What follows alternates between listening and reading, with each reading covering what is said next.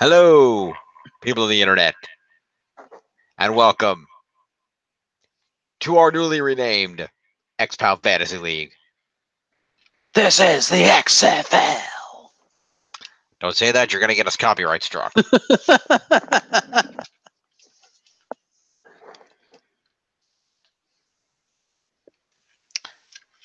If that happens, folks, this name will be rescinded and we'll be back on the log channel the following week. Anyway, yes, so we're now we're back on the XPound channel. The log name doesn't totally make sense anymore, so we decided we would amend it to something more channel oriented. So we're going with XPound Fantasy League. It should also be addressed briefly that while we are going to continue doing the content on the XPound channel again, as we had previously announced, because of some circumstances that have gone on regarding a number of people involved with the XPound, Chris the Mole will not be joining us in the return, and neither will Anastasia Laserbeam. Indeed. So, also, as we have done on the league, we will be continuing our wrestling awards show. The Loggies, we will be renaming that. But we'll tell you what we're going to rename it to when we figure it out. When we actually air the award show later this month. Yep. Actually, let me amend my earlier statement because Anastasia Laserbeam might join us now and again. It's not completely off the table, just not likely. She's going to be on the John contract. Exactly. She'll be on the Richter contract. Fair. All right, so let's go ahead and do the usuals. We're going to take a look back at the New Year's week in WWE. Also pre-taped. Also pre-taped. So as you can see, the scores rank as follows. The Extremely Legit Yes Movement with a very healthy lead at 1088. Followed by the Big Dogs Club, that's me, clocking it at 721. Tiff and the Rowdy Last Kicker still in last at 599. And for the record, also, we are going to work harder to have Tiff in these videos. Again, the timing has just not worked out well between the fact that, unfortunately, with Jeff's time zone, it takes a certain amount of time for him to be available, and Jeff and Tiff are 4 hours apart time zone wise. So because he gets out of work late and she has to be at work early the next day, it doesn't always work out. But we're working on it. Yeah. But in the meantime, we will do the thing. Yes, we will definitely attempt to better schedule these videos this year. Yes. In the meantime, top of the leaderboard is still the new U.S. champion, Rusev, at 95 points. Rusev Day. Yes, followed by Natalya at 91. Mustafa Ali clocking in at 73, followed by the Brian Kendrick off a face turn at 72. The Raw Women's Champion Rowdy Ronda Rousey coming in at 69, tied with Seth freaking Rollins. Following them is Elias at 68. The SmackDown Women's Champion Asuka at 64. Finn Balor hanging in there at 60, followed by Chad Gable, one half of the Raw Tag Team Champions at 57. And if we were to disregard that tie above, then Dean Ambrose, the Intercontinental Champion at 56, would also be in the top 10. Fair.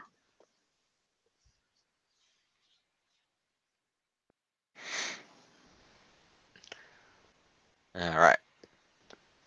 So let's put these back in order here and let us go to the recaps. Let's go to Monday Night Raw. Something like that. Wasn't that the first show? Yes. Let's see here. And poor Aiden with the big goose egg. Hmm? And in English has no points. I know, but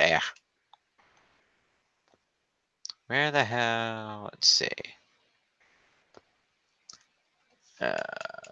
Just FYI, folks, the recaps this week are coming off of cage side seats because, again, recaps during pre-recorded show weeks, bit lackluster on Raw, unfortunately. Mm-hmm. Let's go to December 31st, Monday Night Raw. New Year's Eve. Yes.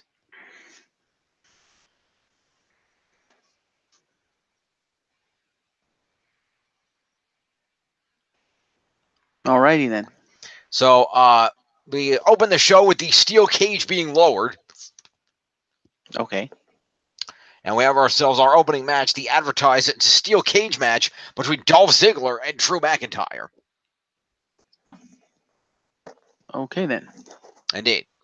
And they have a good cage match. They have a good back and forth on this, although Dolph is doing the lion's share of the actual moves. Although McIntyre does put in his step, most of McIntyre's moves are not in the match proper, but we'll get to that in a minute. So they have a go back and forth. At one point, Dolph tries to climb out, and McIntyre jumps up and pulls him back in, superplexes him from the top of the cage. Ouch. That was pretty cool. Is that an OMG? I'm not 100% sure, because I think what happened was he grabbed Dolph, pulled him back down, and then Drew was standing on the turnbuckle pulling Dolph over the cage as he pulled him down into the superplex, so it wasn't really any higher than it ordinarily would have been. Fair. It was just that Ziggler was already vertical because of being pulled over the cage. Fair. There's some cage doors in the face.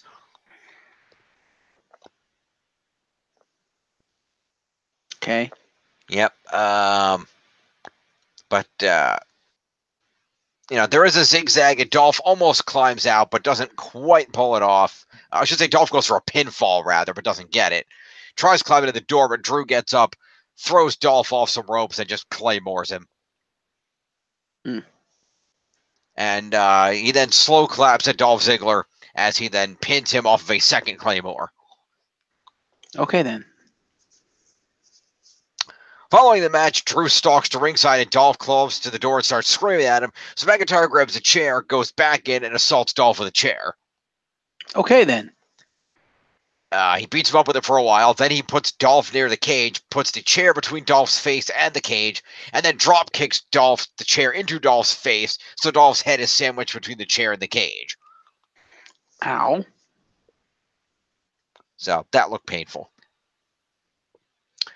McIntyre grabs a mic and informs Dolph that he's nothing but pathetic, dead wit, and doesn't even deserve my scraps.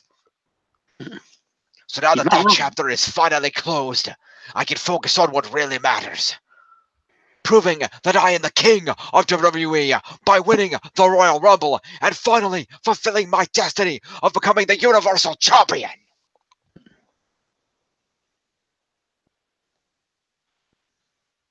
Okay, then. He turns to leave, but Dolph has pulled himself to his feet inside the cage, and that is not acceptable. So Drew goes back in and hits him with another claymore. Fair enough. Look, Drew, just because you look like Neville doesn't mean you can steal his gimmick. Still over there. Yeah, can you hear me? Hello? Oh, hang on, I think my headset did the thing. Hold on. There we go. Hello? Hello, I can hear you now. So like I said to the good people of the internet, I said, now, Drew, just because you look like Neville doesn't mean you can steal his gimmick. Yeah. There will only be one king of the cruiserweights. Oh, Drew ain't no cruiserweight. No, but he's still stealing the king of whatever division he's in gimmick. Yeah.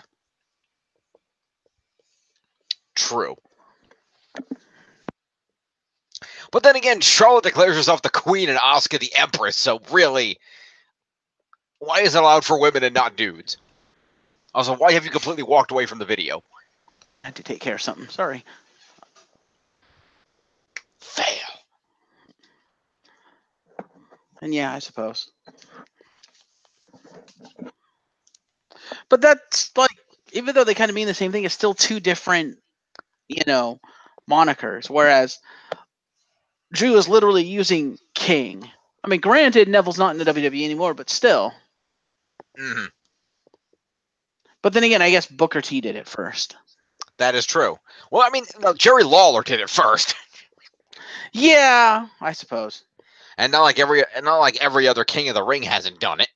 Yeah. I mean, it's a bit played out, but still. Anyway, let's go ahead and do this. So, we're going to go ahead with Dolph Ziggler. He's going to get 5 points for being in a match and 3 points for being in a specialty match. Woohoo. And it's going to be 8. And then he's going to get a combination of 8 moves. It's going to be 16 points to Dolph. He's here to show the world. He's here to show the world. He sucks. Yeah, pretty much. No, but Dolph has heart. I respect Dolph. That's okay. He's not much long for wrestling anyway because he is quickly building up his ability to be a comedian. Indeed, and more power to him. Yeah. So what did I say? He had 16 points? Yeah. Yeah. So that's going to be, let's see, 38 plus 6 is 44 points for Dolph. Well, let's see, Drew McIntyre's going to get a buttload of points here. Let's see. Drew McIntyre gets 20 points for winning a match, 10 points for winning a specialty match is 30, 5 points for being in the match, and 3 for being in a specialty is 38. He gets a 4 for the post-match assault is 42, 5 for the post-match promo is 47, 3 for the chair is 50, and 5 moves is 55 points to Drew McIntyre. And 4 for the post-match assault. I already counted that. Try listening when I talked. Didn't hear the assault part. Fair enough. Well, try listening when I talked. 54 it is. Which is 82. Puts him at 86 and the lead. Damn, son. You are the chosen one. Actually, wait. No, that's not the lead. I don't think. Is it? Because I don't think. Because didn't Rusev have 90-something? Possible. Let's scroll down and check real quick. No, Rusev has 95. It's not quite the lead, but it's close. That's fair. All right. Anyway. So following all of that, we see a limousine pull up to the building, and Shane and Triple H get out. They're going to be in charge tonight. No chance. I said Shane and Triple H, not Vince. Together they are Vince. That's not how the fusion dance works.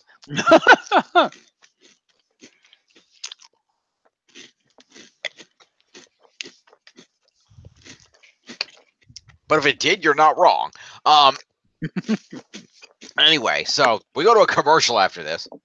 And we come back from the commercial to Finn Balor, who said, much like last week where our shtick was everybody's going to talk about their Christmas wishes, this year it's everybody's New Year's resolutions. Of course it is.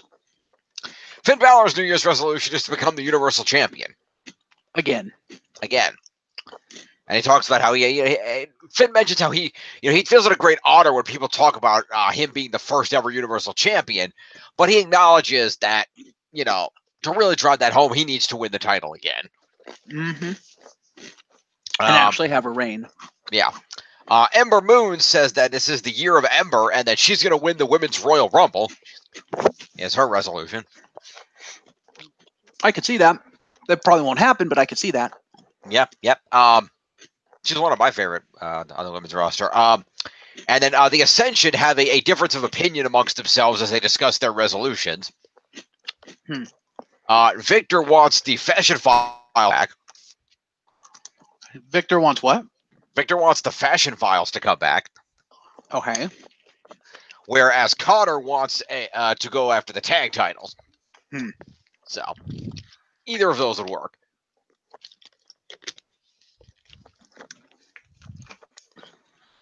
Yeah, you guys are joking. You suck. So, I'm going to go with the Fashion Files. Because right now, you guys are below the B team, and that's saying a lot. Yep, pretty much. And the Lucha House Party said that 2019 is their year, and they're going to do whatever it is Luchas do in this company now.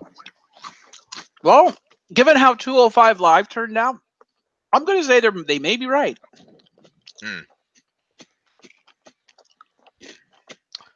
So, promo to all the above-mentioned people. Yay. So, let's see. Finn Balor. Where is he? There we go. At 65 for Finn. 65 for Finn. And then we got... who else? We had Ember Moon. Puts her at 52. And we have... Connor. We have Connor and Victor. That's right, the Ascension. The Ascension. Woohoo. Give them credit. They're on our X-Pound show. We gave them a chance. They're giving me points. More points. Yay. They are. And the Lucha House Party. Lucha. Which would be, let's see here. We got Lindsay Dorado right there.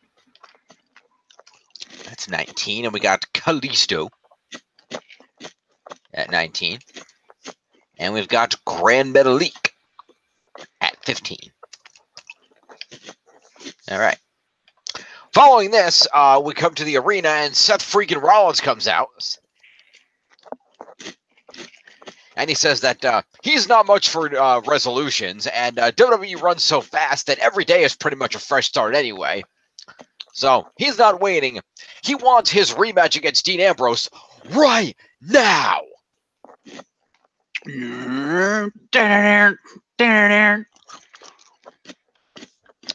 Nope. No? Okay. Behold the king of kings. Yeah, that makes sense. On your knees, dog. Bow down to the king. That is the on your knees, dog. Is that actually one of the words of the song? According to the recapper who was writing in the lyrics, yes. Fair. Okay. So Triple H's Latin makes more sense now. Yes. Anyway, Triple H reminds Seth that under the new regime, there is no automatic anything, let alone rematches. So the rematch you thought you're getting will not be happening. Okay. He adds that he's not even sure Seth Rollins deserves a rematch. And he says that he takes no pleasure in that fact because he's one of Rollins' biggest supporters. Seth calls bullshit on this for obvious reasons. But Hunter counters that, no. You made me believe in you. And I supported you for a long time. And the moment I stopped believing you, you beat my ass at WrestleMania and made me believe you again. He's not wrong. Yeah. So, but the question I have, Seth, is where is that guy who beat my ass at WrestleMania? Who took what he wanted? Because all I see is a shell of a man asking for stuff. And Seth counters that he's not asking, and he's been carrying Raw on his back for the last year. While Brock Lesnar was up in Saskatchewan, he's here every week churning out classics for the entire roster. And you think he's asking? Rollins says he's glad to not handing things out anymore because he likes earning his opportunities. He asks Triple H if he wants the soulless bastard back, and Triple H confirms that he wants that, and he wants that tonight, and for Seth to burn it all down, starting with Bobby Lashley. Okay, then. Rollins says he'll take everything Lashley has to give, and then everything Dean does too, and after that he'll take on anyone else who gets in his way, up into including Brock Lesnar and Hunter and his entire family. Okay, then. Enter Shane O'Mac. Here comes the money. Who shuffles his way down to the ring. Mm-hmm. And suggests that everybody just take a step back and calm down a notch. And says that, you can have your match against Lashley later. That's great, but not going to be you, but somebody is going to have an Intercontinental Championship match against Dean Ambrose tonight. Okay. And it's going to be the winner of this fresh start number one contenders battle royal that's starting right now. Okay. Or after a commercial break, anyway. Mm-hmm. And after the commercial break, we have ourselves the aforementioned battle royal. I love how hypocritical they are. How so? What was the main event of SmackDown? Oh. It was the aforementioned Fatal 5-Way you were talking to me about prior to going on the... Yeah, fair enough. It's a big man match. We know. It's Royal Rumble season. Yeah, but who's in that match that won that match to become number one contender for the title? AJ. Who was the previous champion? AJ. Again, hypocrisy. Seth, you don't deserve even a chance to become number one contender. AJ, you're in the main event to become number one contender. What? Yeah. No consistency. What the hell? Yes, but there is a counterpoint to the argument. What's that? Dean beat Seth Rollins clean, fair and square for that title. Daniel Bryan only won by punching AJ in the nuts. But haven't they had like one rematch since then already? Have they? I don't know. I don't remember. I thought they did, but I could be wrong. I don't know. Whatever. That's fair, but still, come on. I'm going to be honest. The way Rollins has been trash-talking Lesnar, I'm relatively sure Rollins is on his way to a Lesnar feud. Fair. Anyway, we go to the number one contenders battle royal featuring a whole bunch of scrubs. Mm-hmm. Only 3 of these people warrant entrances, and they are two of them are less scrubby than the rest of the people in the match, and one of them is there because his entire shtick is just an entrance. Okay. So, Finn Balor gets an entrance because Finn Balor. Of course. Baron Corbin gets an entrance because we need to boo him. Mm-hmm. And No Way Jose gets an entrance because that's like all he does. Fair. Poor Finn. Yeah. He just got done saying, "I'm going for the Universal title." Boom, number one contendership for the mid card titles. Like, really? Come on. Yep. Well, he didn't say he was going to go right now. He said about this year he was going to go for it. He's got plenty of time. Now, he could win the Intercontinental title and then go win the Universal title. Guys have held both before. I suppose. Anyway, so we have the Battle Royal. Mm-hmm. There's a lot of all-out chaos and a lot of people getting thrown out. But the breakout star of the match is one Apollo Crews. Wow. And so Apollo Crews starts military press dropping people. Okay. And we see Dean Ambrose watching the Battle Royal on a monitor from backstage. As you do. As you do. And everybody's attacking each other. Lots of people in the match. Titus is in the match. B-Team, Lucha House Party, Ryder, Hawkins, the Ascension, Mojo. It's basically the entire mid-card division because they have nothing else to do with them. Basically, yeah. So as things are going on,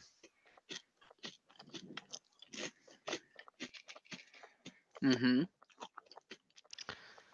the B team try to work on Finn Balor, and that does not work out very well for them. Okay. And Baron Corbin taunts Finn Balor because he could do that. Mm-hmm. Hawkins and Ryder go at each other a little while. Mojo Rawley's flexing his muscle. And we're going out all around. And so we start off, unfortunately, with Titus, who chops Kalisto and puts him on the apron, only for the remainder of Lucha House Party to attack him from behind, and all 3 Luchas to throw Titus over the rope. Oh, is this an over-the-top rope battle royal? This is an over-the-top rope battle royal. Fair. The Titus gets thrown out first by the combined efforts of the Lucha House Party. Okay. It's actually noted by Corey Graves that all the tag teams seem to be working together at the start here. Mm-hmm. So Titus goes out first. Then Balor starts fighting the Lucha House Party, but Grand Metalik makes a very fatal mistake. Okay. And Grand Metalik has the idea of, I do cool lucha moves. I know it's a great idea in an over-the-top battle royal. I'm going to do my move where I walk on the top rope. Well, that's kind of his thing. He is like the king of the ropes. Yeah, well, he does it. Balor just punches him in the leg and he just falls out. Hmm. So Grand Metalik practically eliminates himself. With a little help from Finn Balor. Okay.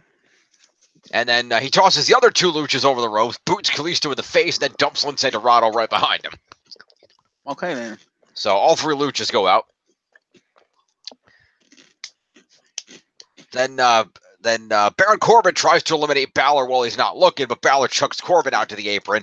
They fight each other for a little while, but Corbin gets himself back in. Isn't that kind of... Oh, he's just on the apron. Okay. Yeah, he only stood on the apron. He didn't go to the floor, and he managed to get back in. And Finn with a bit of a miscalculation. Finn ends up in the corner, and Corbin with a miscalculation as Finn moves, and Corbin throws himself into the ring post. Okay. And that takes him out for a little while. Meanwhile, Apollo Crews is running hot, attempting to throw out the B team. Okay. He ends up on the apron thanks to Curtis Axel, but as the B team are trying to push him off, he manages to grab both of them and back body drop both of them over top out to the floor. Wow. So once that happens, Connor eats a super kick from somebody and goes flying over the rope. I think it's Apollo Crews. Then Crews throws Mojo Rawley out. Then starts throwing lariats around, picks up Breeze with a military press and just throws him over the top rope on everybody else. Mm-hmm. But unfortunately, Apollo turns around and walks into a choke slam backbreaker from Corbin. Okay. Finn pops out of nowhere with a sling blade and a drop kick onto Corbin. Okay. Ducks a lariat, then hits an inverted headlock elbow drop on Kurt Hawkins, who got in the wrong place at the wrong time. Okay. Double leg stomp hits Zack Ryder, but unfortunately Baron Corbin manages to catch Balor and knock him right over afterward. Oh. So Balor out. Zack Ryder hits a missile drop kick, some forearms, starts trying to set up Corbin in the corner for the broski boot. But unfortunately, he runs for the boot, but Corbin pops up, back body drop, out goes Ryder. Okay, then. Hawkins comes, and Apollo tries to... Hawkins gets thrown out shortly thereafter, leaving Apollo and Corbin. And Apollo tries to dump Corbin, but ends up on the apron himself. He goes up top, but there's nobody home. He gets caught in a choke, but lands in the choke like he's going for the bomb, but lands on his feet. And Corbin out of the apron, but comes back in, then eats 2 enziguri kicks and gets eliminated. Wow. So your winner of the number one contender, Apollo Crews, who is getting a push right now, if you couldn't tell. Woohoo! Apollo getting me points. Yes. And Crews then is interviewed about his title match later tonight. Says this is exactly what he's been asking for all year, and he can't think of any better way to spend the last day of 2018 than becoming the new Intercontinental Champion. Oh, the match was that night? Yes, the main event match, not the main event match, but the second to last match is the Intercontinental title match. Fair. We will get to that. Fair. So, many people in the Battle Royal. Mm-hmm.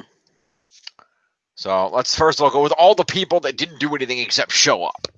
No Way Jose? Jose actually hit one move. Okay. He hit a move. So we're going to get to him in a minute. Now, all the people that didn't do anything. Starting naturally with Kurt Hawkins. Oh, yeah. So this is a specialty match, so it's going to be an 8-point base on this. Okay. So that's going to put Kurt Hawkins at 13. And then we're going to go to, let's see here. Titus O'Neil. We'll do him next. He's going to get these. That's his 8 points, as Titus's first points of the season. Give 8 points to each member of the B team.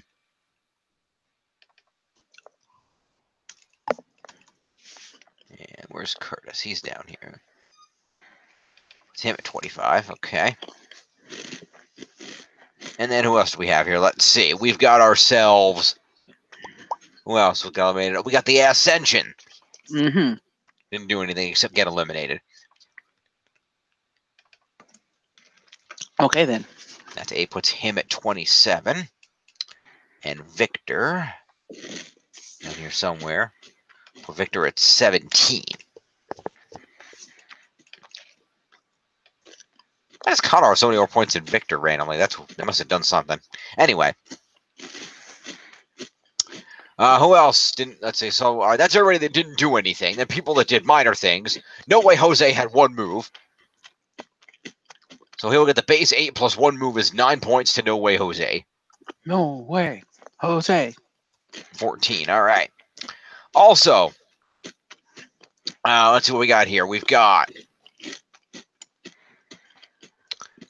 the Lucha House Party, who did not do any moves, but they each get an elimination for collectively eliminating Titus O'Neil. Okay. So all Lucha House Party members will get the base 8 and 3 for an elimination is 11 points to each of the Luchas. Woohoo! Lucha. 19, it puts him at 30 for Lindsay. Kalisto becomes 38. And Grand Metalik. Grand Metallic. Yeah, becomes 26. All right. Following up from them. Who's next? We've got Baron Corbin. No, sorry, let me correct that. We have Zack Ryder, who had 2 moves. I should have done him before the Luchas. My bad. Zack Ryder had 2 moves. So Zack Ryder will get the base 8 plus 2 is 10 points to Zack Ryder.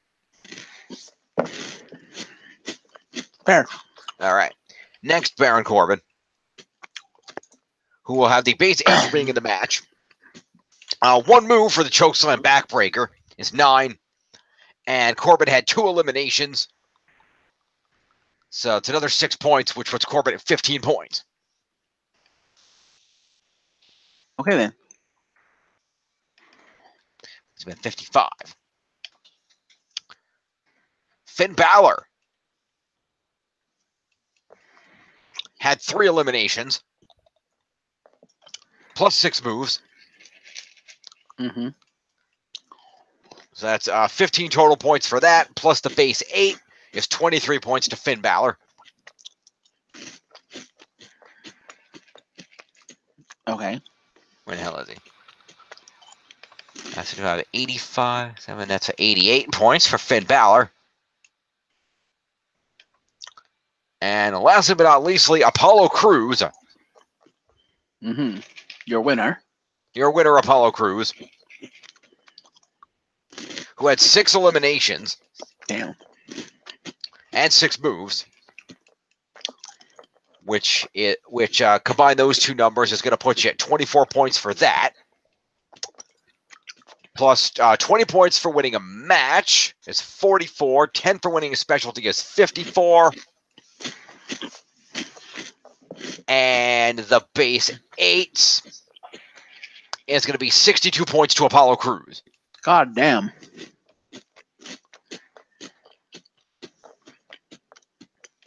I'm 72 and 7 is 79. Suck that, Titus. I believe that is 3rd. Oh. Also, Apollo Crews gets another 5 points for a post-match interview. Puts him at 84, actually. Damn. Still 3rd, though. So, speaking of interviews, we come backstage to Natalya, who says 2018 was a whirlwind of a year for her. You know, losing her dad, but also full of great things like training with Ronda Rousey and pushing her to her limit last week. She can't wait to do it again at WrestleMania, and that's why she's entering the Royal Rumble. Not because you don't have a choice, because there's not enough women. Sure has nothing to do with it. Nia Jax rolls in and asks her if what she's going to do if something derails her plans. And while Natty is staring her down, Tamina blindsides Natty from behind. And they beat her down until... And I like how the recapper addressed this. Until road agents Jamie Noble and 5-time NWA World Heavyweight Champion Adam Pearce break it up.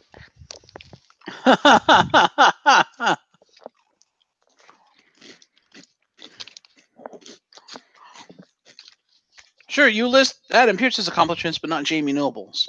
You suck. Jamie Noble was a multi-time cruiserweight champion. He was. I think he had one of the mid-card titles at one point, too. Probably. I could be wrong.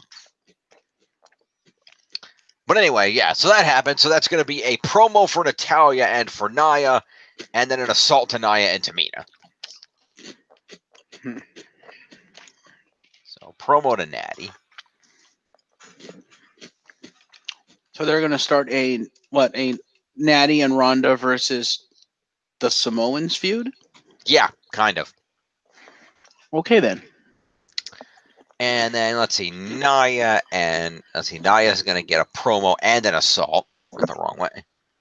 So it's going to be 5, and then the assault is 4. Is 9 points for that. And Tamina's just going to get 4 off an assault.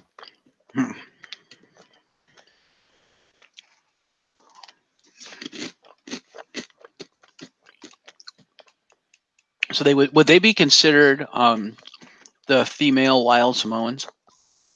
Potentially.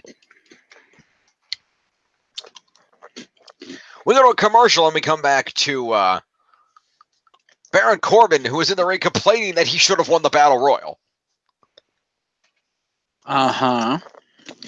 Because nobody deserves a fresh start more than he has. What with how the crowd has mistreated him and all. He says that he deserves a reward. Okay. When he is interrupted by a guitar arpeggio. Pan to the stage. Spotlight. Ladies and gentlemen, my name is Elias. And he plays a few bars of Auld Lang Syne. Because it's New Year. Right. And he tells Baron Corbin that his time is up. It's time for New Year's Rocket Eve with Elias. And he doesn't invite losers to his party, so Corbin has to go. Ouch. And Elias laying on the face hard. He says that he's been on the phone with his buddy Kid Rock. Face pop for Kid Rock's hometown, Detroit. Which is where they are.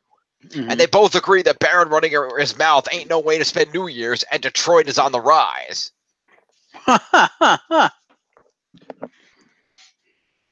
Okay. So, Elias has a song to sing. So he does the usual spiel. Because WWE stands for Walk with Elias. Damn right. And he sings a song about how Baron Corbin ruined Monday Night Raw and needs to go away, so the Drifter can save our Monday nights. Corbin heads up the ramp, and Elias sees him coming, drops his equipment, and meets him halfway, and we have a brawl going on the ramp.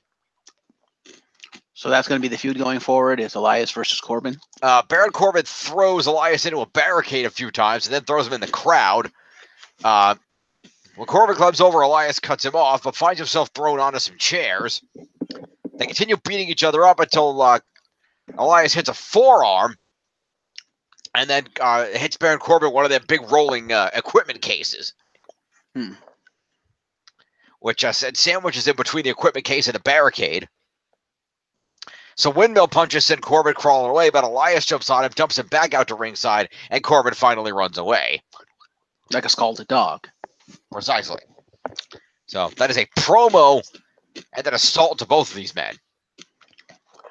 And weapon use to Elias for the rolling case? Yes. Accurate. So Baron Corbin's going to get 5 for the promo and 4 for an assault. It's 9 points to him. It's going to put him at 64. Elias will get that same 9, plus he'll get himself 3 on the case. It's 12 points to Elias. That should be an interesting feud. Yep. All right. So we throw to a commercial. We come back to some more New Year's resolutions.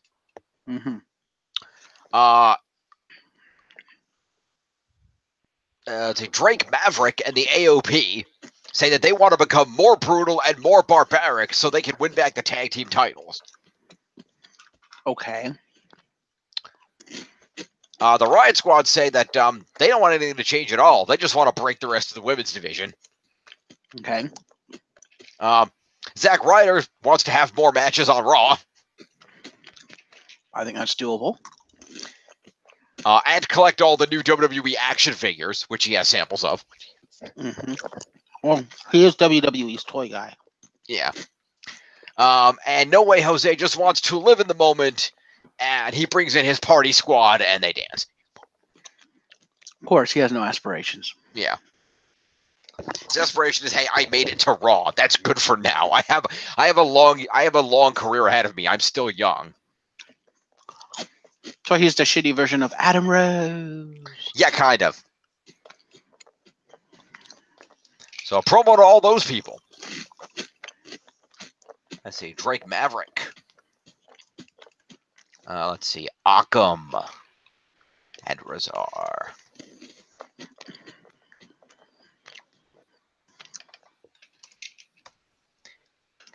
And let's see, who else had a promo here?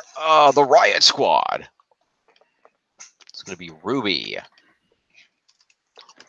Let's see. Who the hell's there? Sarah Logan. Is 14. And who's the other one? Liv Morgan? Yep, Blue Tongue. Right. Instead of Blue Pants, Raw has Blue Tongue. I miss Blue Pants. I miss Blue Pants too. All right. Zack Ryder. Woo, Woo, woo, woo, woo. You know it. And No Way Jose. Oh, by the way. Yep. I saw that Good Brothers thing you told me about. Ah, nice. Yeah, it is a network show. They do actually mention it at the show. It was a debut premiere episode of their new network show.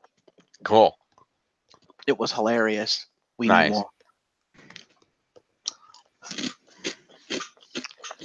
All right. So next we go back to the ring for a 6 women's tag team match, specifically. Playa. In which the Boss and Hug Connection are teaming up with Ember Moon to take on the Riot Squad. Okay, then.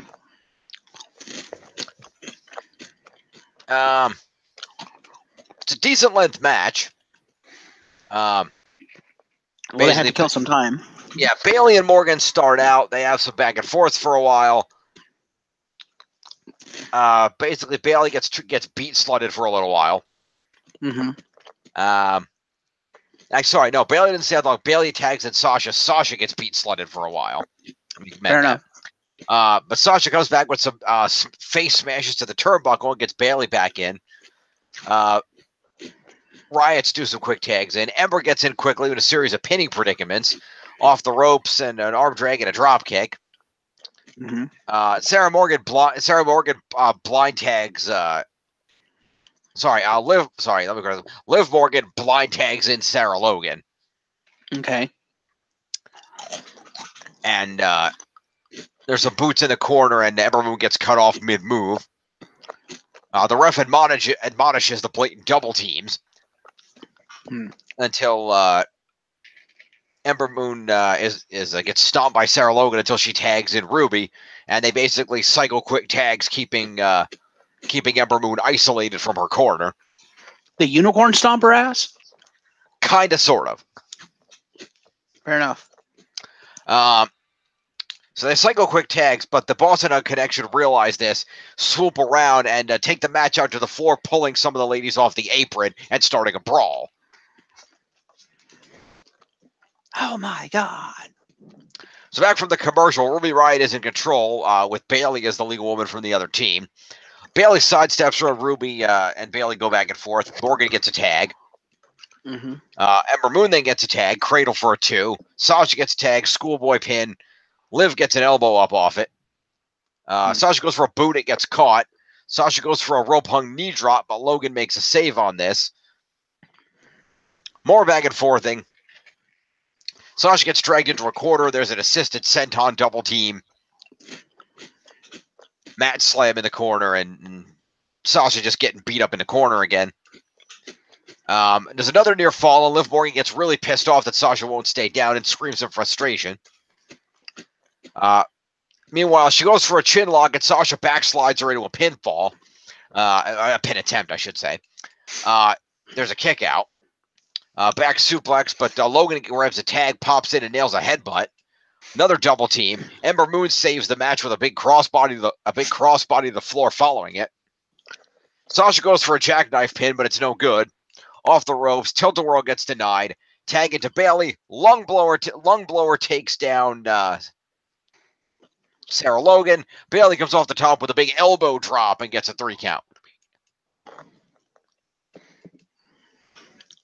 Can I just remark how shitty they're making the Riot Squad? Yeah. Because the Riot Squad is the established stable here. How are they losing matches to random team-ups? Well, the Boss and Hug are a team. Yeah, but they still have a one-woman advantage in the stable war here because they're a full-fledged 3-person stable. Yeah. You're really delegitimizing the strength of a legitimate stable. It's like, what the hell? Yeah. That just seems kind of shit to me. It does, but that was the match. So as far as I could gather reading this recap, we'll start off with the heel team because they lost. Sarah Logan's the only one who actually did a move. Okay. As far as I could tell. So therefore, Ruby and Liv are each going to get themselves 5 points for being in this match. Fair.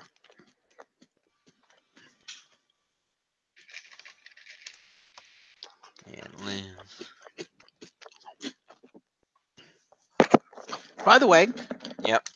I hate how this recapper calls the backcracker or backstabber a lung blower because it's not. The lung blower is more a code breaker. Is it? Hence, lung blower. It's you smashing their lungs into your knees. Fair enough. If I was going to equate a lung blower to a back move, it'd be more the lumbar check, which is more a lateral drop instead of vertical drop. Because the lumbar check, from what I understand, is literally just a reverse lung blower. Double knee backbreaker, also known as a lung blower, backstabber, or backcracker. Really, because I'm pretty sure in the video game, a move that has like the lung blower name in it is more of a frontal move. But okay. Like I said, this is on Wikipedia. Take that as you will. Fair. So.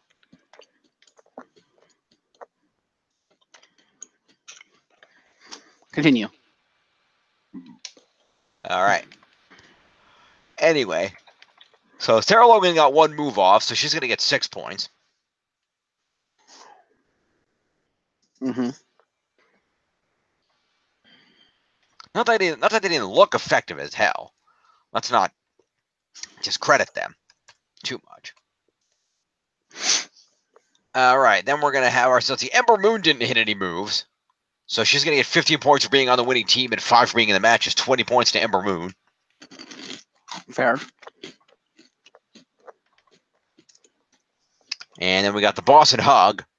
Hug got the pinfall, so the Boss going to get 15 for the winning team.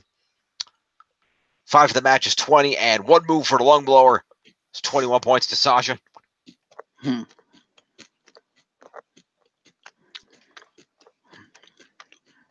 So it's 63. And Bailey gets 20 points for winning the match. 5 for being in it is 25, and 2 moves is 27 points to Bailey. Woo.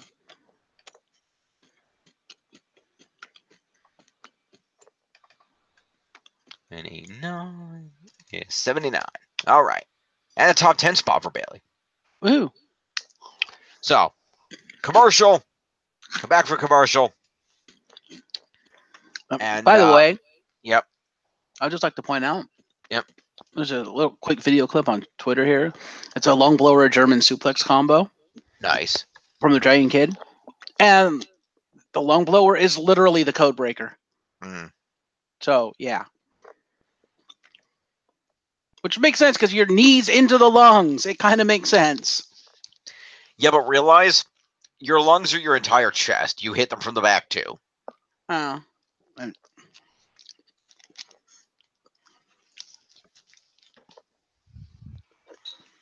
Anyway. Kind of want that as our double team. What's that? The lung blower German suplex combo. I'll have to check and see if that's in there. It's not. Fair enough. Anyway, come back for the commercial, and Bobby Lashley makes his entrance with Leo Rush. Uh-huh. Seth Rollins is already in the ring. And so Leo Rush hypes up Lashley as a fighter who fights, and says that Rollins is going to find that out firsthand. And once Lashley is done dominating him, he'll show him his favorite pose, the butt, and Detroit will have to kiss it. Okay, then. So Bobby Lashley has a match against Seth Rollins. Leo Rush interferes repeatedly. Mm-hmm.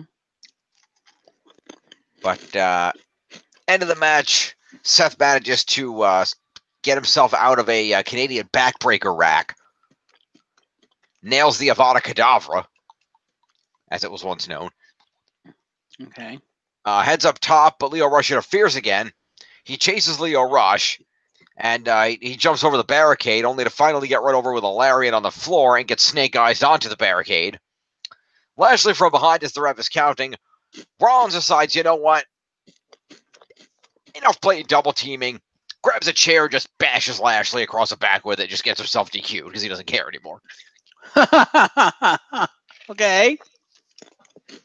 He then wails on Lashley with a chair repeatedly. Shot to the gut, across the back some more. Leo Rush runs in, springboards off the apron, and Rollins throws the chair in the air, and the chair hits Leo Rush in the gut midair, and he just collapses in a heap. Okay, then. He then grabs the chair and assaults both of them with the chair more, bending it across their flesh. Lashley manages to roll out of the... They're back in the ring by this point. Lashley rolls out of the ring, and Leo Rush eats a blackout. Okay, then. Now, Triple H has apparently awoken the man that he was looking for. Okay, then.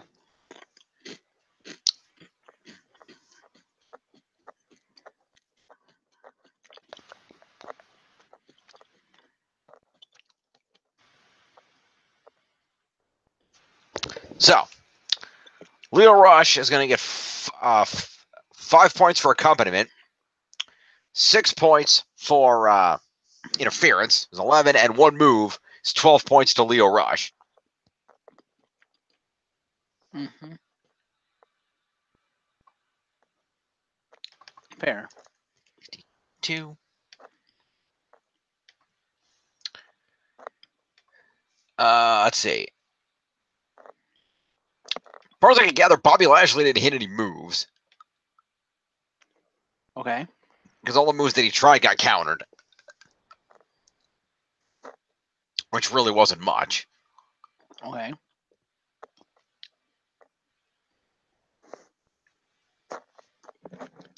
I hope I didn't miss any Lashley moves.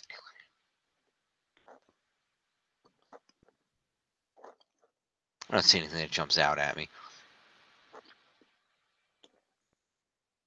Because our stick was last year was just basically fending him off, and then Rush would interfere. That was the entire match, so. Okay.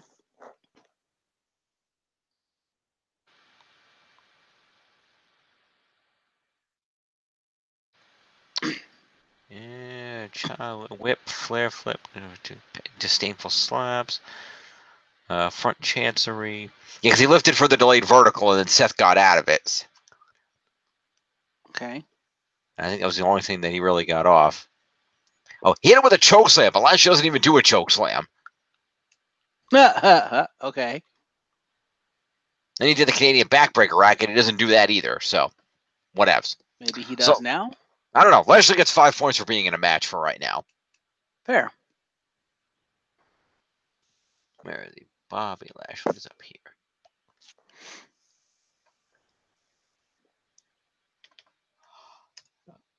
All right. Let's see. Seth Rollins gets 5 points for being in this match. He loses 4 of them for getting himself disqualified. He's going to be 1 point for Rollins. He's going to get 3 for use of a chair. He's going to put it back up at 4. And a combined 12 move points is going to be 16 points to Seth Rollins. Seth freaking Rollins. Yes.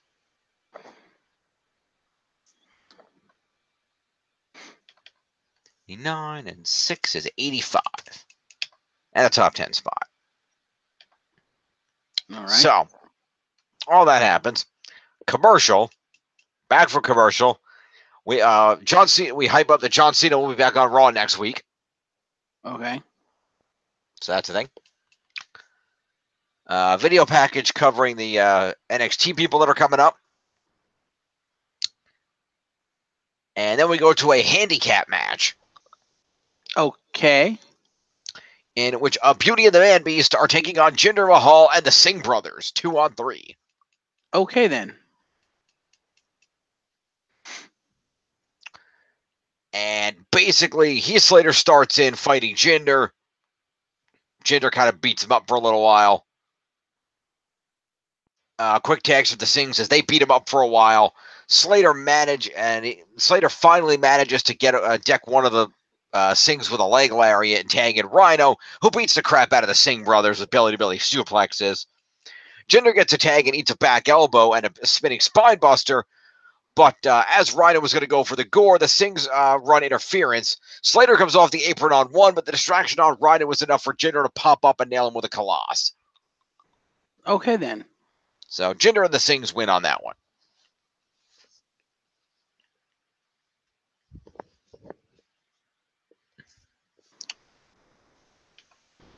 All right, so Singh brothers didn't do anything, but they're on the winning team, so we'll get to them in a minute.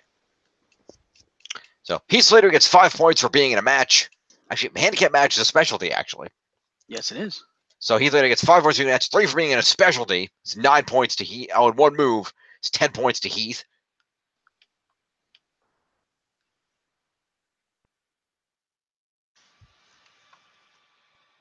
Okay. And Rhino is going to get same 8 points in 3 moves. There's 11 points to Rhino. Okay. It's about 22. Singh brothers are each going to get 15 for being on the winning team. They're going to get 5 for having the match.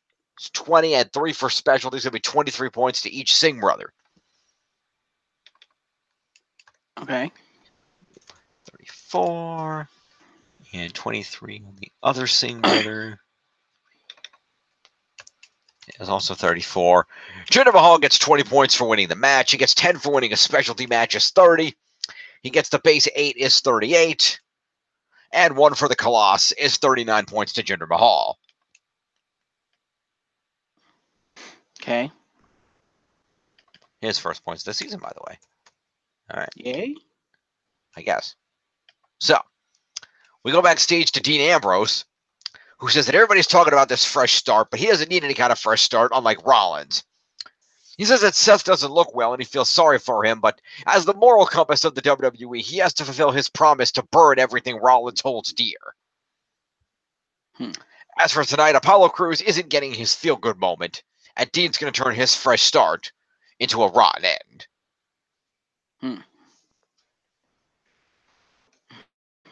Fair enough.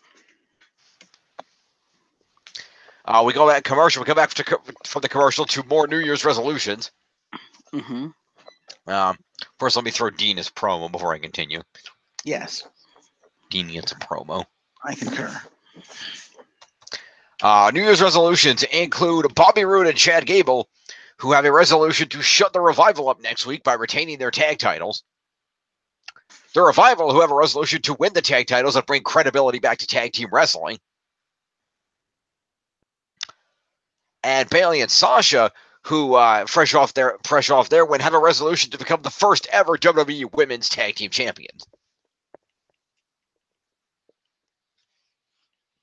Okay, then. I'll promo to those folks. All right, Bobby Roode, Chad Gable, let's see, the Revival. That would be Dash Wilder and Scott Adelson.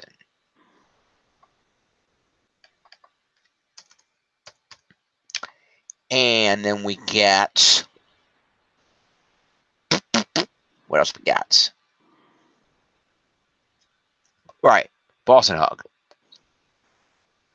Sasha, 68, and Bayley.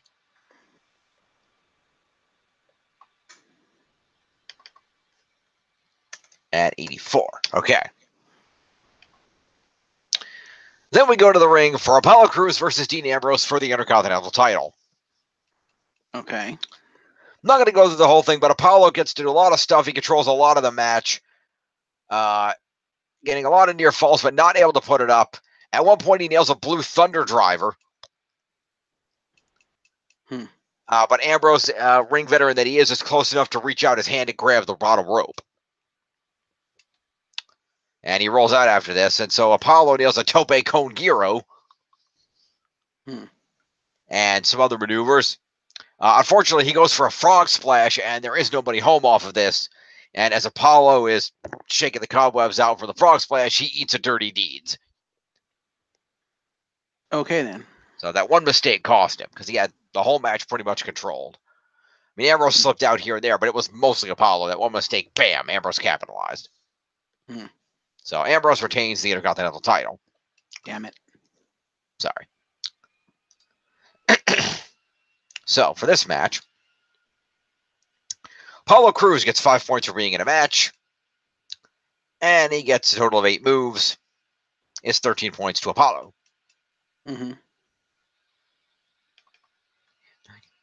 What's him at 97? Dean Ambrose gets 20 points for winning a match. He gets 20 points for a retention of his Intercontinental title is 40. 5 for being in the match is 45. And a grand total of 5 move points is 50 points to Dean Ambrose. Okay. Which makes Ambrose the first one to crest 100, first place at 111. Fair. Props to Dean.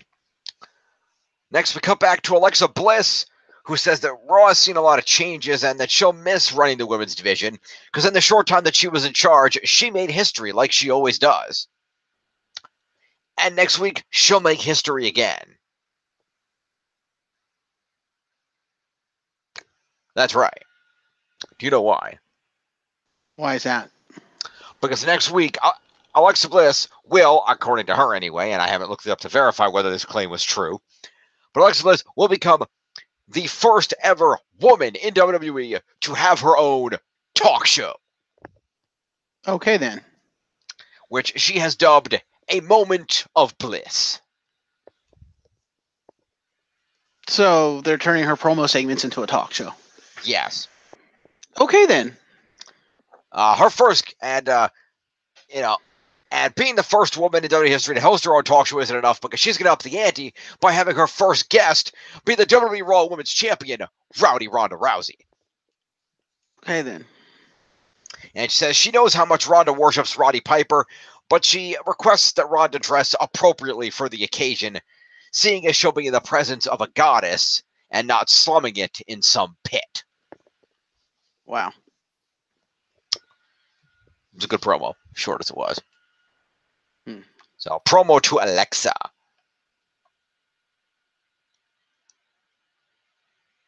Fair. Yep. 10. All right.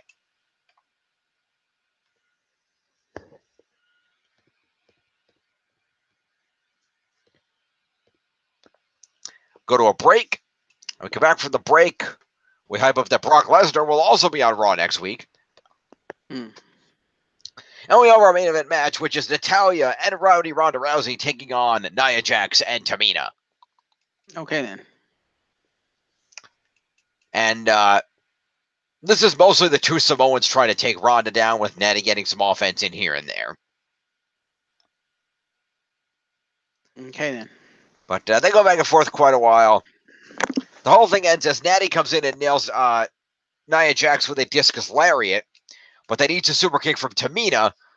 A cover gets made, but only a near fall. Tamina goes up top, and as she comes down for the superfly, Ronda raises the legs up, and Natty eats a foot to the face, and then gets pulled right down into an armbar. Tamina taps out, giving Ronda and Natty the win. Fair.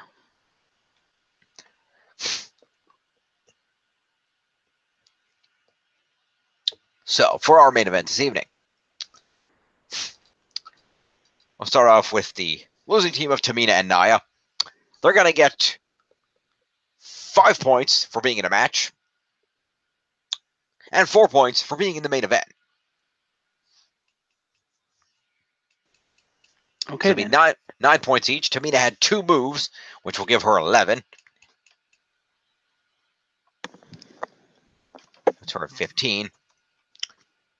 And Nia Jax, on the other hand, had 4 moves, which will put her at 13. Okay, then.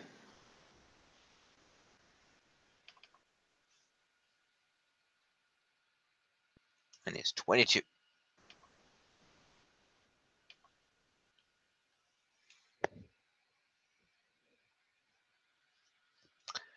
And then we go to the winners. Natalia gets 15 points for being on the winning team. She gets 5 for being in the match is 20. 4 for being in the main event is 24. And 1 move is 25 points to Natty.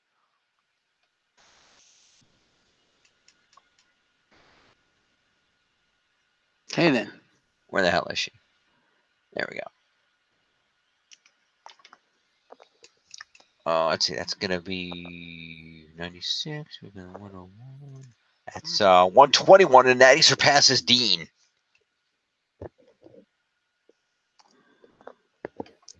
Natty number 1. Natty is the best. Okay, then. And Rowdy Ronda Rousey gets 20 points for winning this match. She gets 5 points for being in the match, is 25. She gets 4 points for being in the main event, is 29. She gets an extra 5 for winning the main event, is 34. And 12 moves becomes 44, 46 points to Ronda. Damn. Which will put her at 100. 6 puts her at 115. Only 6 points behind Natty. Okay, then. Thus endeth Monday Night Raw.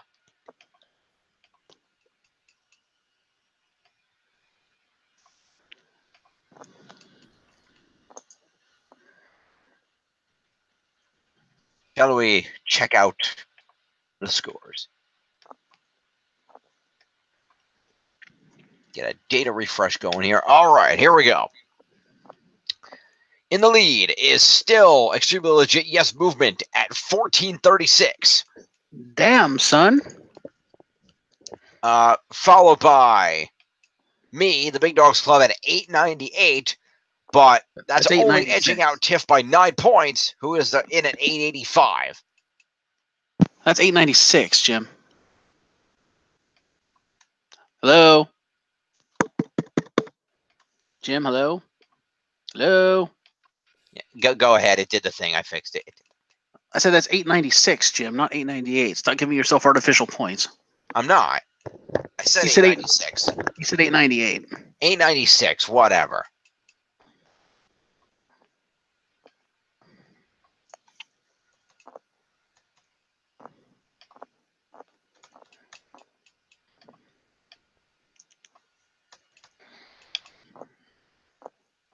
So 11 points, not 9 points. Sorry. I went the wrong way on that. But I'm 11 points ahead. That's still close. Let's go to SmackDown.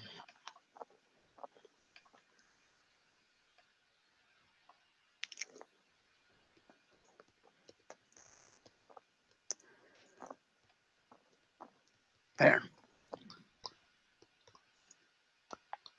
All right. Let's see here.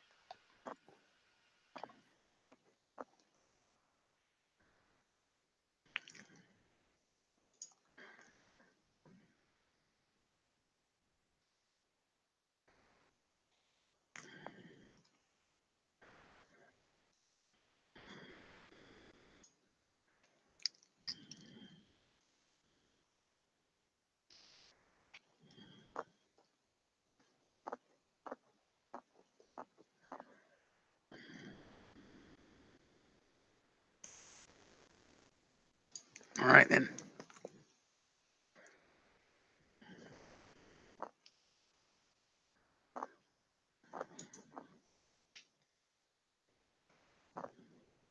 Hello?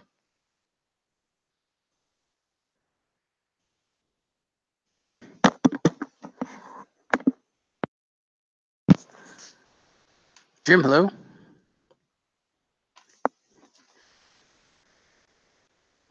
Hello? Can you hear me? I can now. What happened? I know, that was weird. It only did half the thing that time.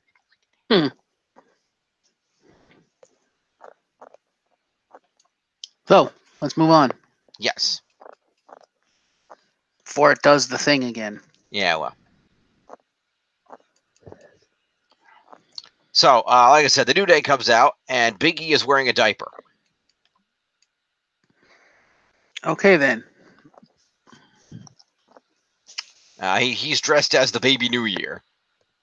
Okay, then. And Xavier and Kofi start welcoming the New Year in, and they tell us that they have a very important announcement to make, that all three of them are in the Royal Rumble. Of course they are.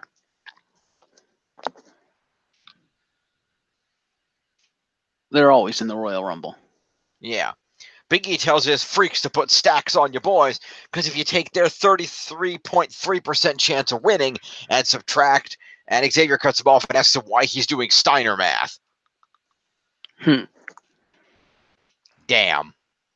He actually says Steiner math? Apparently, according to the recapper. Okay, then. Damn. Damn, indeed. That's a reference. Damn. And Kobe says his point was that it means they have a better chance of collectively winning, main eventing, and becoming WWE champion.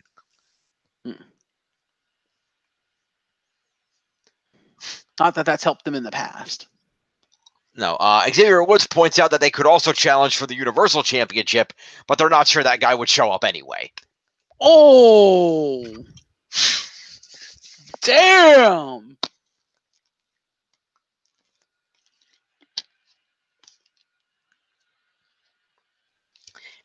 Kobe Kingston points out that he's never been sick and he still can't get a shot. But they calm him down and tell him that he'll get a title shot. Then they transition and say they're going to move on to resolutions. Xavier says that he has spoken to their doctors and they've been informed that they can no longer eat pancakes. Okay.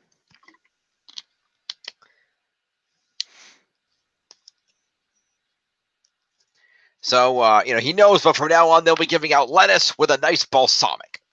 But What? while they're talking about this, Big E is sneaking pancakes out of his diaper and eating them. You? Yeah, which is gross. Kobe catches them and takes one away, but Big E pulls out another one. And then starts throwing them to the crowd. You? Yeah.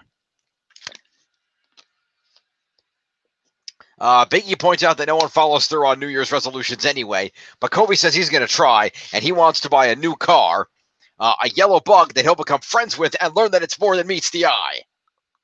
Oh, yay.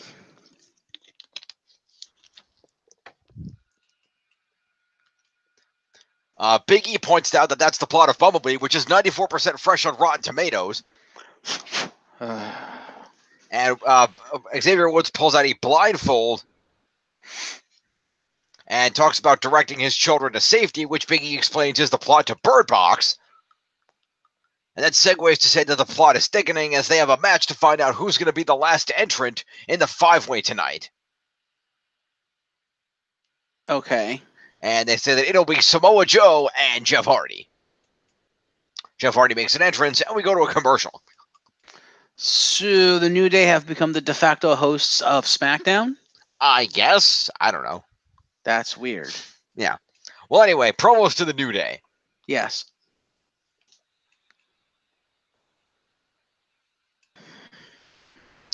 So that would be Big E.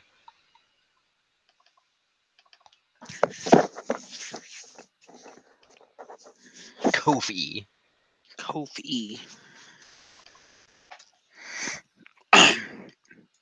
And Xavier.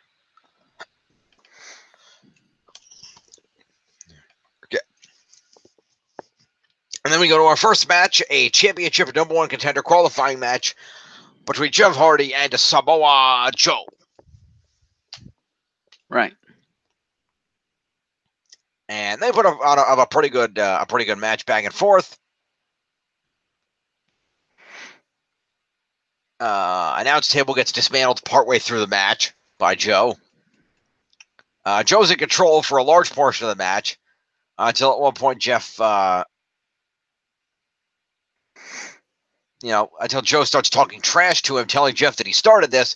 This just fires Jeff up, and he starts throwing chops, but he eats a back elbow for a shockingly tight near fall. Mm-hmm. And Hardy barely manages to counter an elbow, but he goes up top only to get crotched into the tree of woe and eat a basement drop kick. Still only 2. They go back and forth a little bit more. At one point, double drop, leg drop to the midsection, a basement drop kick. Twist of Fate connects, and Jeff Hardy takes off his shirt and goes up top. Connects with a swanton, but Joe's smart enough to roll out of the ring so he can't be pinned. Joe catches a slingshot drop kick, but catches Jeff and locks him in a coquina clutch on the floor. When the referee gets to 8,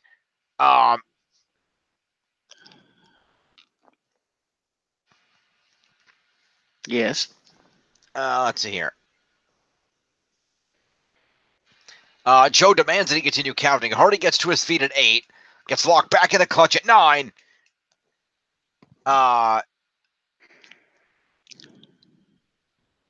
And wait, Read it. I'm trying to figure. Breaking as the referee gets to 8, he demands he resume counting. Okay, I get it. So Joe demanded that he resume counting because he stopped counting to admonish them, and that pissed Joe off. Jeff slid back in the ring at Jeff got back to his seat at 8 and slid in the ring at 9. Joe slid in right behind him, locked him right back in the coquina clutch and tapped him out. That's what happened. So Joe wins by submission and earns a spot in the number 1 contenders match later tonight. Fair. Points. What do you Jeff Hardy. Yes. 15 points. Cool. I can double click in the damn box. There we go. That's 40. Okay, Joe. 35. Cool. 45 and 9 is 54. You've got no chance. Recap of last week's show with Mr. McMahon going AJ. Vince and Shane are hanging out in the bag and talking about the main event. There's a knock on the door. It's AJ who comes in and asks if Vince is sure he wanted to see him before saying maybe he should apologize for last week, but he won't because McMahon intentionally provoked him. You wanted the real AJ? Watch what happens tonight unless you want to see it again right now. The McMahons stand up, but do not provoke him further, and AJ leaves. A grin splays across Vince's face, and Shane tells him to be careful what he wishes for. Promo to AJ. Yes. All right. Back for commercial, we go to the ring where Kayla Braxton interviews Rusev and Lana. And he's interviewed about last week's show, soaks in the crowd atmosphere before declaring it the greatest Rusev day of them all. He says his reign will be different from Shinsuke Nakamura's because he takes pride in the title, and he'll have a long, luscious reign, much like his beard. And defend against anyone with courage, strength, honor, and his animal magnetism. Okay, then. And he'll do it all while smelling like a delicious bacon-flavored cinnamon bun. Okay. I don't know.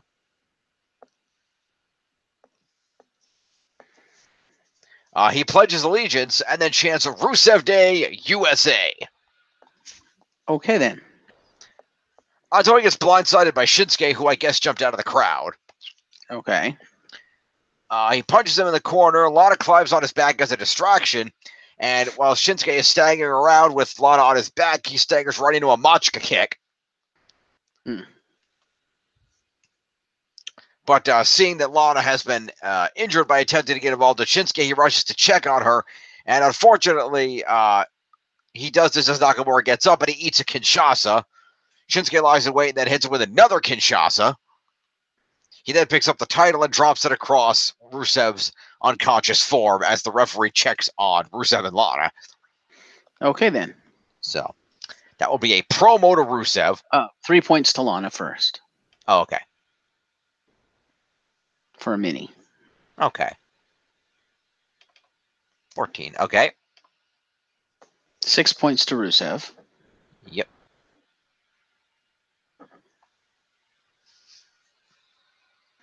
Let's see about 101. And 6 points to Shinsuke. Okay.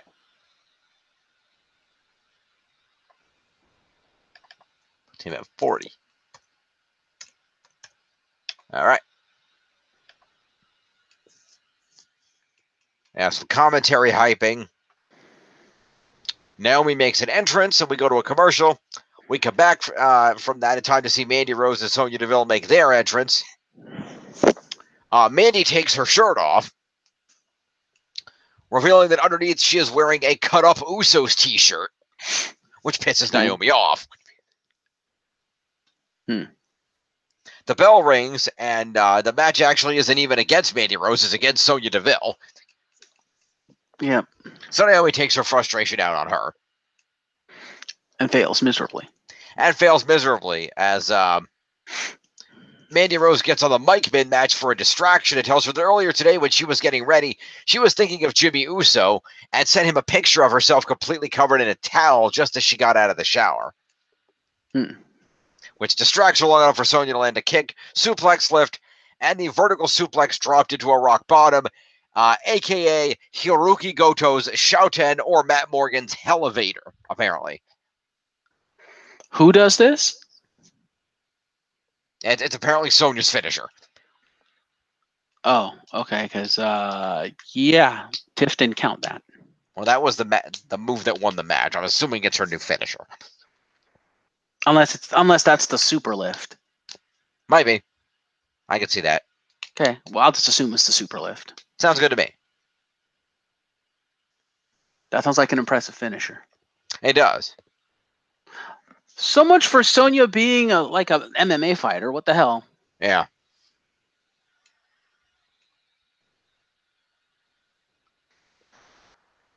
All right, so Hit it. Naomi. Yes. Gets 9 points for showing up. All right.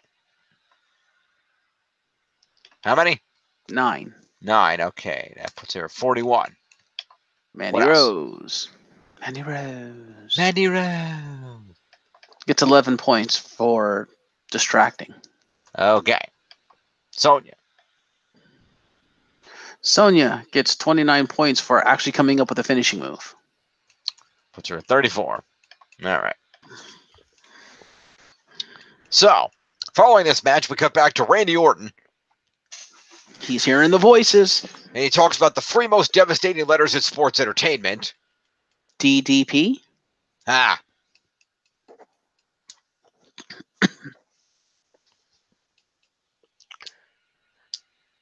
And but he's followed by Rey Mysterio saying that he proved to Orton that he can't be pushed around, and tonight he's going to show that he came back to WWE to become champion once again. Mustafa Ali then gets to put his 2 cents in and says that he used to be the heart of the cruiserweights, but now he wants to be the heart of SmackDown. Okay, then. So a promo to those men. Yes.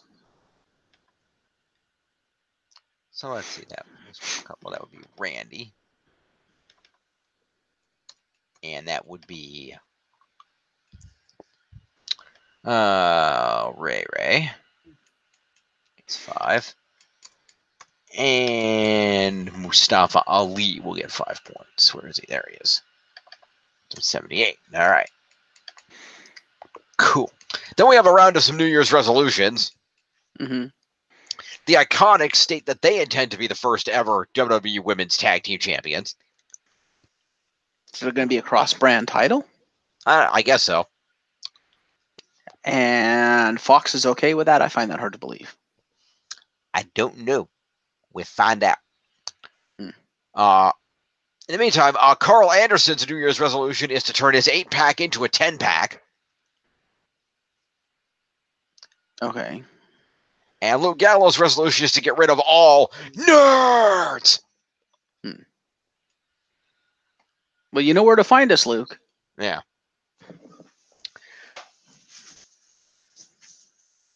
Shelton Benjamin calls New Year's resolutions a fraud that nobody's going to stick to, and he rips the set down. Okay. He's a party pooper. Apparently. So let's see, the Iconics. That would be Peyton Royce. Who the hell's the other one? Billy Kay. Thank you. And then we've got Carl Anderson. 9. And Big Luke Gallows. 97. And then we have Shelton. Mm-hmm. Okay. We go to commercial, come back for commercial, and Samoa Joe is in the back saying that he showed Jeff Hardy that he was telling the truth all along. And when he wins tonight, he's going to win the Royal Rumble and the WWE Championship and push men like Hardy deeper into madness and jealousy. You can win both? How does that work? I don't know. Because I'm pretty sure you can't enter the Royal Rumble as the WWE Champion. That kind of doesn't work that way, Joe. Well, that's assuming he wins it by then. Well, I'm assuming the promo was supposed to be, I'm going to win tonight's match and become the #1 contender for the WWE Championship. Right, which would then result in a title match, presumably at the Rumble itself. Yeah, by the way, it said he was going to win the Royal Rumble, not at the Royal Rumble. Yeah, I think there might be a wording error on the part of the recapper here. I could be wrong. Fair. I think it might be, I'm going to go to the Royal Rumble and win the WWE Championship, is probably what he said. That makes more sense. So I'm like, you can't win both in the same night.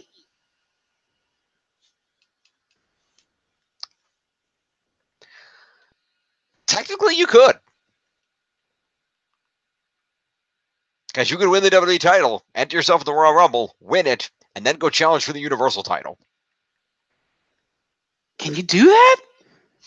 I don't think there's a rule against it, but then again, WWE's rule book, well, you've seen the rule book. I own a copy. Because I'm pretty sure no champion has ever entered the Rumble. Former champion, yes, but an actual champion, I don't think has ever entered the Royal Rumble. Well, I mean, not the world champion anyway. Yeah, the main champion.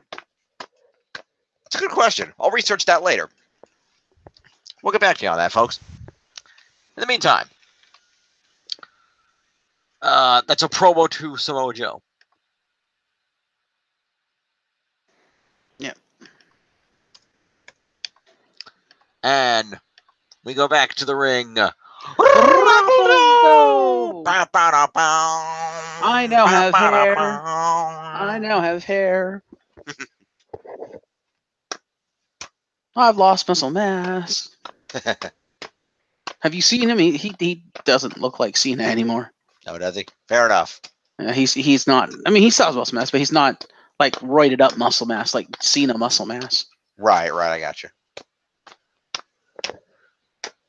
He also looks weird with hair.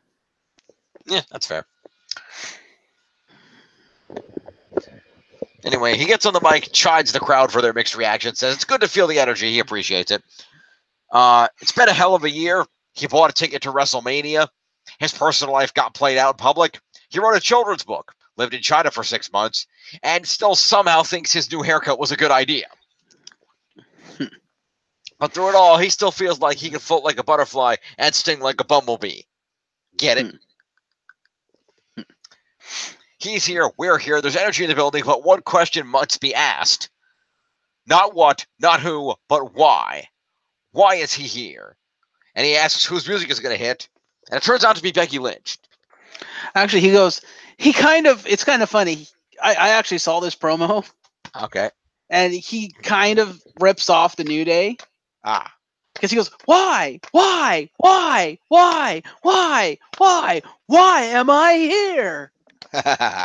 He goes, well, there's only one reason John Cena is ever back in the WWE, and that's for John Cena to come on down into this ring and some chump in the back to come out and try to make a name for himself against the best in the world. So who's it going to be? Whose music is going to hit?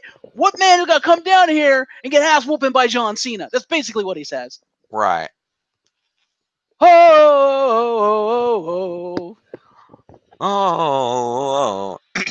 So she gets in the ring and squares up with him and asks how it feels.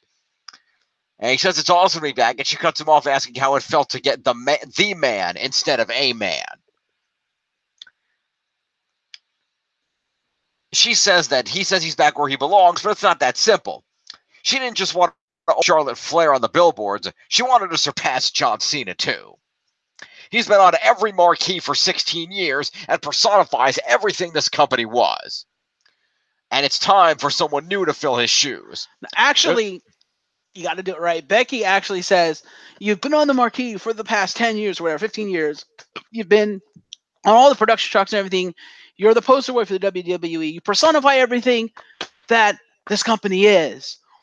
Wait. Let me rephrase that. What this company was. I don't know. To which the crowd goes, ho! Yeah. And she says it's time for someone new to fill his shoes. There's only one person for that job, and of course it's her. And if Cena has a problem with that, well, Nikki Bella won't be the only woman to drop him this year. Yeah, she says that because I can't remember what he replies to, but Cena at some points replies to, I think, something that she says, and says something about, like, dropping her faster than Nikki Bella dropped his ass. Like, he literally made fun of his own relationship with Nikki Bella. It was kind of funny. I love that like 28, like end of 2018, 2019 Cena is a self-deprecating Cena. I think it's kind of funny. Yeah. Well, anyway, they're interrupted by Andrade Cien Almas and Zelina Vega. Yep, Andrade standing there like the trophy boyfriend. Yep. And Zelina says that she hates to interrupt their little testosterone-fueled game, especially since they're both former champions, keyword former. But a few weeks ago, the McMahons promised a fresh start with new faces, but all she sees is an old face in John Cena and a broken face in Becky Lynch. Mm-hmm. She introduces herself and her business partner and says that 2019 will be the year of Tranquilo. Andrade Cien Almas. Yeah. Cena introduces himself and points out that she may know him from being John Cena, and Lynch can probably kick her teeth down her throat, so come on down. Yeah, I thought that was a great line. Well, allow me to introduce myself. My name is John Cena. You may know me for being John Cena. I was just like, damn, he's not wrong. Yeah. It's like, welcome to my home. Get in here and get your ass kicked. Yep. So he proposes a mixed tag match, and this is accepted. So you want to do the promos first, or just tack them on at the end of the match? We can throw in the promos first. Fair enough. Promo to all four of these fine folks. Wrong. Hmm? Promo to Cena, Andre didn't talk, yeah. No, Andrade just stood there and looked pretty. Well, that's what he does. It is. That's what they should have done with Alberto. That is exactly what they should have done with Alberto. He never should have opened his trap. Yeah.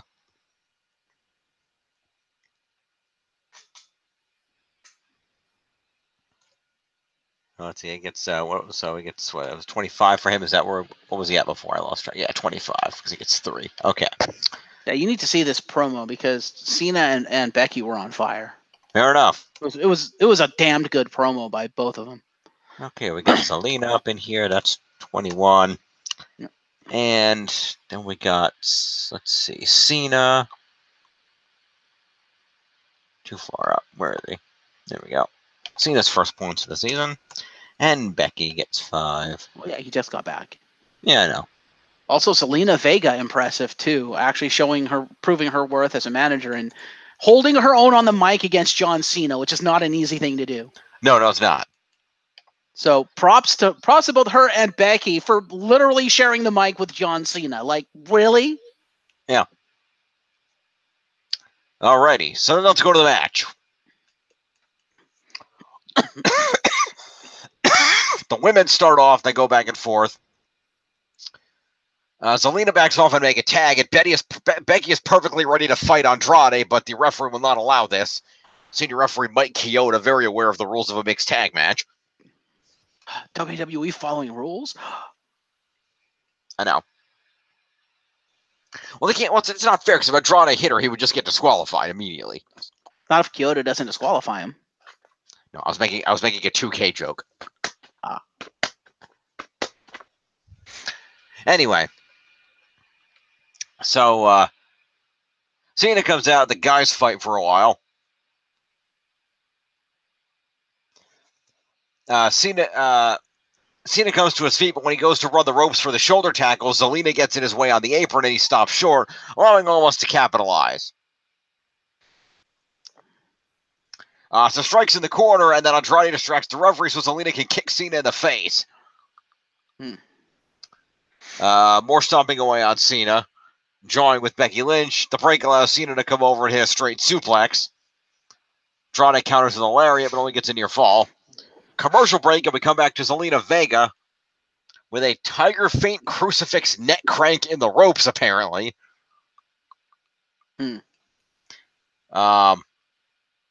On Cena, while Kyoto is again occupied by Andrade.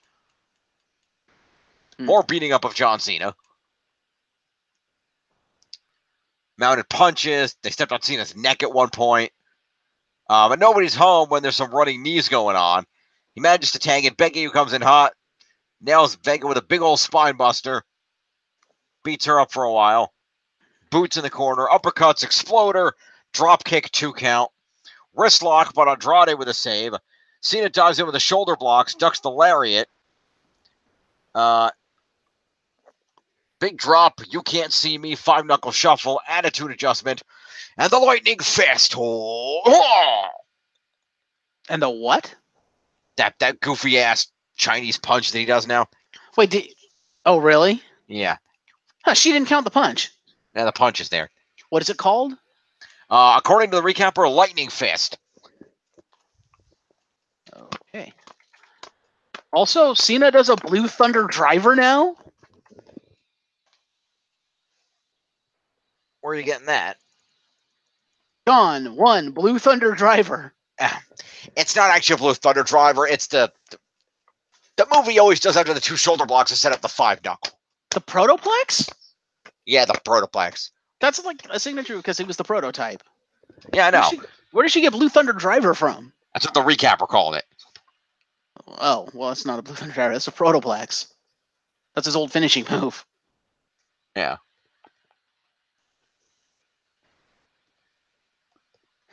And if anything, it's more a Blue Thunder bomb than it is a driver. Yeah. Okay, that's fair. Yeah. Either way, continue. Okay, got it. Yeah, it's kind of not quite the same thing. I called it a Blue Thunder driver because that was what Justin Gabriel called it when it was his finisher. Oh. John Cena came first, you dipshit. Yeah, I know.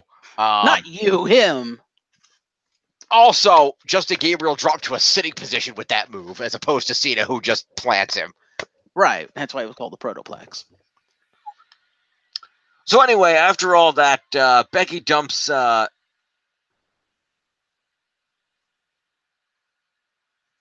Becky dumps him out of the ring. Vega goes for a schoolboy, but Lynch rolls through, disarm her, and Zelina taps out.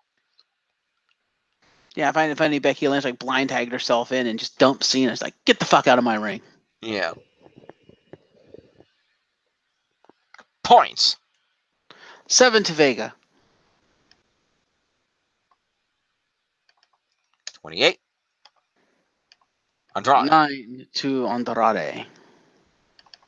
Apparently, Tranquillo is his finishing move. Good to know. Or at least it seems because it says 1 Tranquillo, so I'm assuming that's like his finishing move. Cena. 26. And 5 is 31. And Becky. 26 to the young Marky Mark. And Becky Lynch to the man, 35 points for dumping John Cena.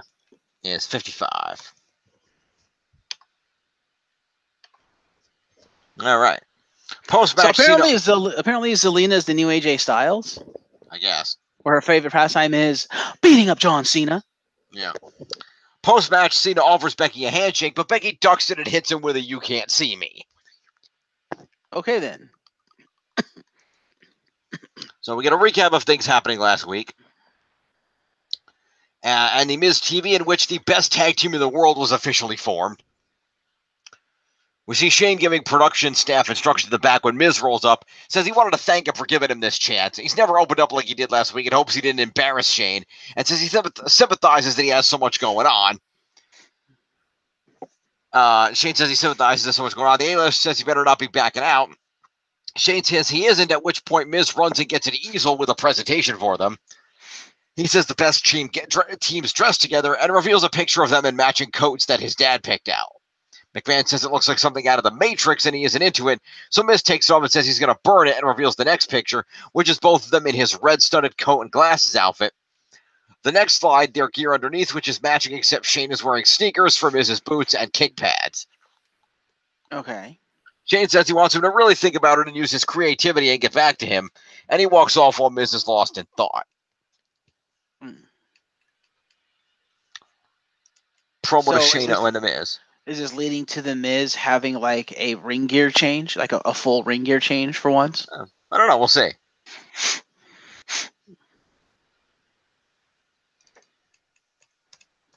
More, it's leading to Shane beating the crap out of the Miz.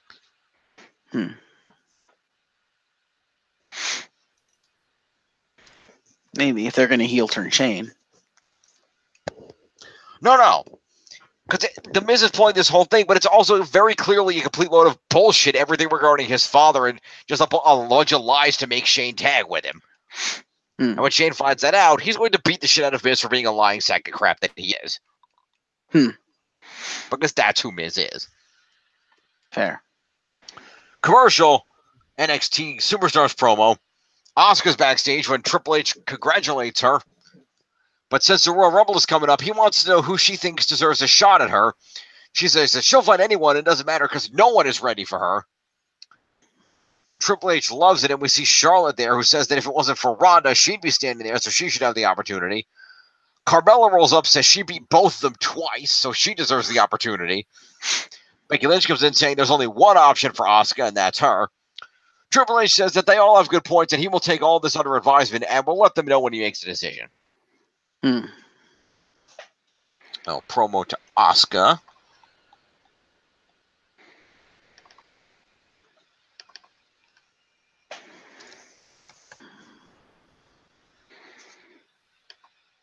And Charlotte. And Becky. And Carmelfa. Yep. And 60 and Carmella. It's Carmelfa. Get it right. Yeah.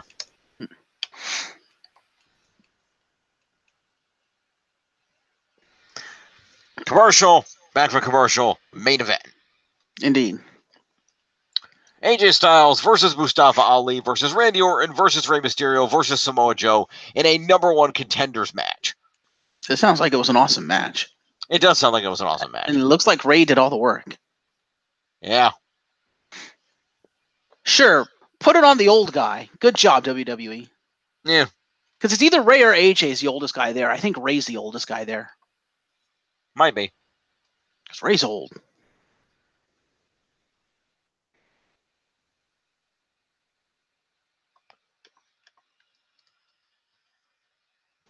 Hey, old guy, you're doing all the work. What? The old guy with the knee reconstruction is doing all the work. What the shit, WWE?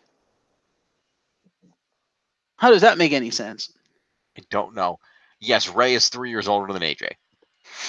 Yeah. And like I said, and he's also had, I think, knee reconstruction or something. Some sort of leg surgery. Yes, he had both his knees replaced.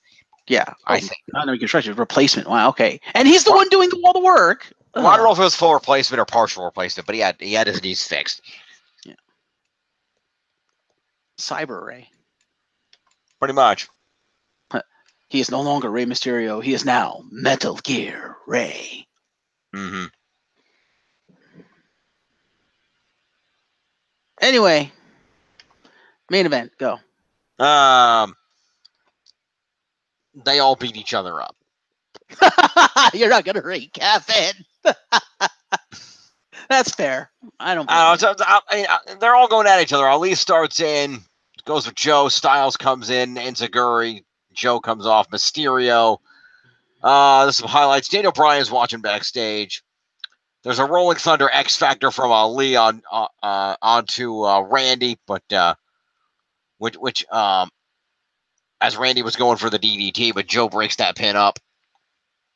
AJ with a hard whip into the turnbuckle. Mysterio has a back body drop scouted. Springboard Frankensteiner. AJ on the floor, Ray off the ropes, but Orton catches Ray with the snap scoop power slam. Ali with a drop kick, Joe with a belly to belly.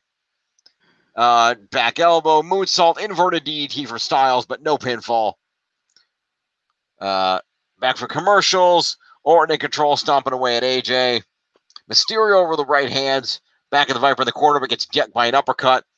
Styles rushes in, low kick for Ray. Clothesline sends Randy out to the floor. Baseball slide for Joe. Mysterio ducks under AJ and throws him out to the floor. Ali comes in, gets his whip reversed, gets back body dropped onto the apron, and eats a forearm from AJ. What kind of forearm? Just as a forearm. Oh. Well, she does not have the phenomenal forearm listed as a move he did. So that's what Yeah, I don't think it was that forearm. Fair enough. Looking for the forearm are another forearm. The heels team up and take him down. Back suplex on the apron, and Joe Uranagi's him through the announce table. Okay, she doesn't have the Uranagi listed. I'm going to add that. Uranagi through an announce table. Got a table spot. Joe and Orton square up. Ali comes in with a tope con gear. So does that mean Joe also gets an OMG for a table spot? Yes, he does. Ali with a tope con giro takes Joe down, and Ray with a seated senton on Randy simultaneously. Mustafa and Mysterio square off in the ring. Ray offers a handshake, and Ali accepts it, but it was a ruse. Okay. But it was I, Dio. No, yeah, waistlock. They go back and forth to do some cruiserweight shit. Whole thing crescendos with a Spanish fly, but Ali is tired and takes too long to capitalize, and Joe has enough time to break up a pinfall. Wait, so Mustafa actually hits the Spanish fly? Yes, he does. Okay, that should be one of his moves. I'm going to add that. Yeah. Okay. Wicked knee lifts from the Destroyer. Hard whip. Ali sidesteps. Springboard into the tornado DDT. Mm-hmm.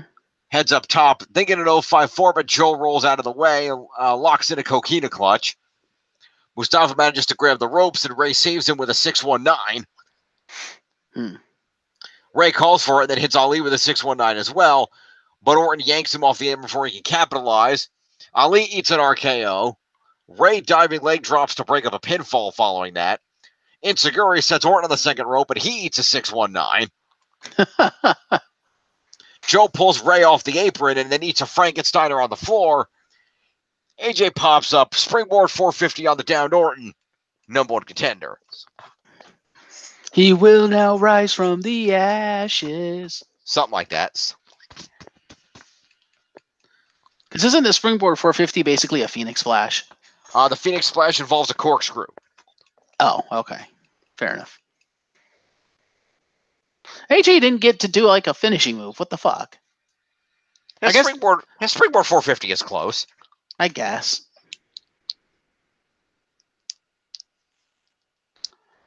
All right, points. AJ ends the show posing on the turnbuckles with the too sweet. Too sweet. Points, go. So we're going to start with Daniel Bryan. Who gets 5 for watching a match? 3 for watching a match, because he didn't say anything. 3 for watching a match, then. That's Dean. I want Daniel Bryan. 42. Okay. Ray. Yes. 24 for being Ray. Okay. Because Ray's awesome. Yes, 29. All right. Samoa Joe. Yes. 22. Because he put someone through a table. Fine. What's about 81? The Viper. Yes. 14 points. For doing absolutely nothing in this match. He had a couple of RKOs. According to Tiff, he only had 1. Barrett. No, I don't. Let me see here. Hang on. Oh, you're right. He had the RKO on Mustafa and went for the pinfall. But yeah, fair enough. Right. He did go for the DDT, but Mustafa countered it. Really? Yeah. I gotta add that to Mustafa. Thanks, Jim. Yeah. Counter for the DDT. Yeah. All right. I assume you mean the rope hung DDT that he always does. Yes, that DDT. Fair enough. To Mustafa Ali. All right. For being the best cruiserweight in the company right now. 21 points. Love Mustafa Ali. He's so good. Less points than Ray. He's still not the best. But Ray's a legend.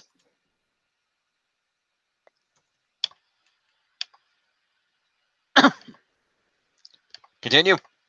And your winner and number one contender, the phenomenal AJ Styles. Yes. 50 points for being phenomenal. Cool. That's 101 for AJ then. And a top 10 spot. Let's check the scores. Let's. Refreshing all. All right. There we go. In the lead at 16-19. Still extremely legit yes movement. Rowdy Last Kicker's pulling ahead at 1084 in second place. I'm trailing in third at 959. Wow, she overtook you. Holy shit. We have a fight, folks.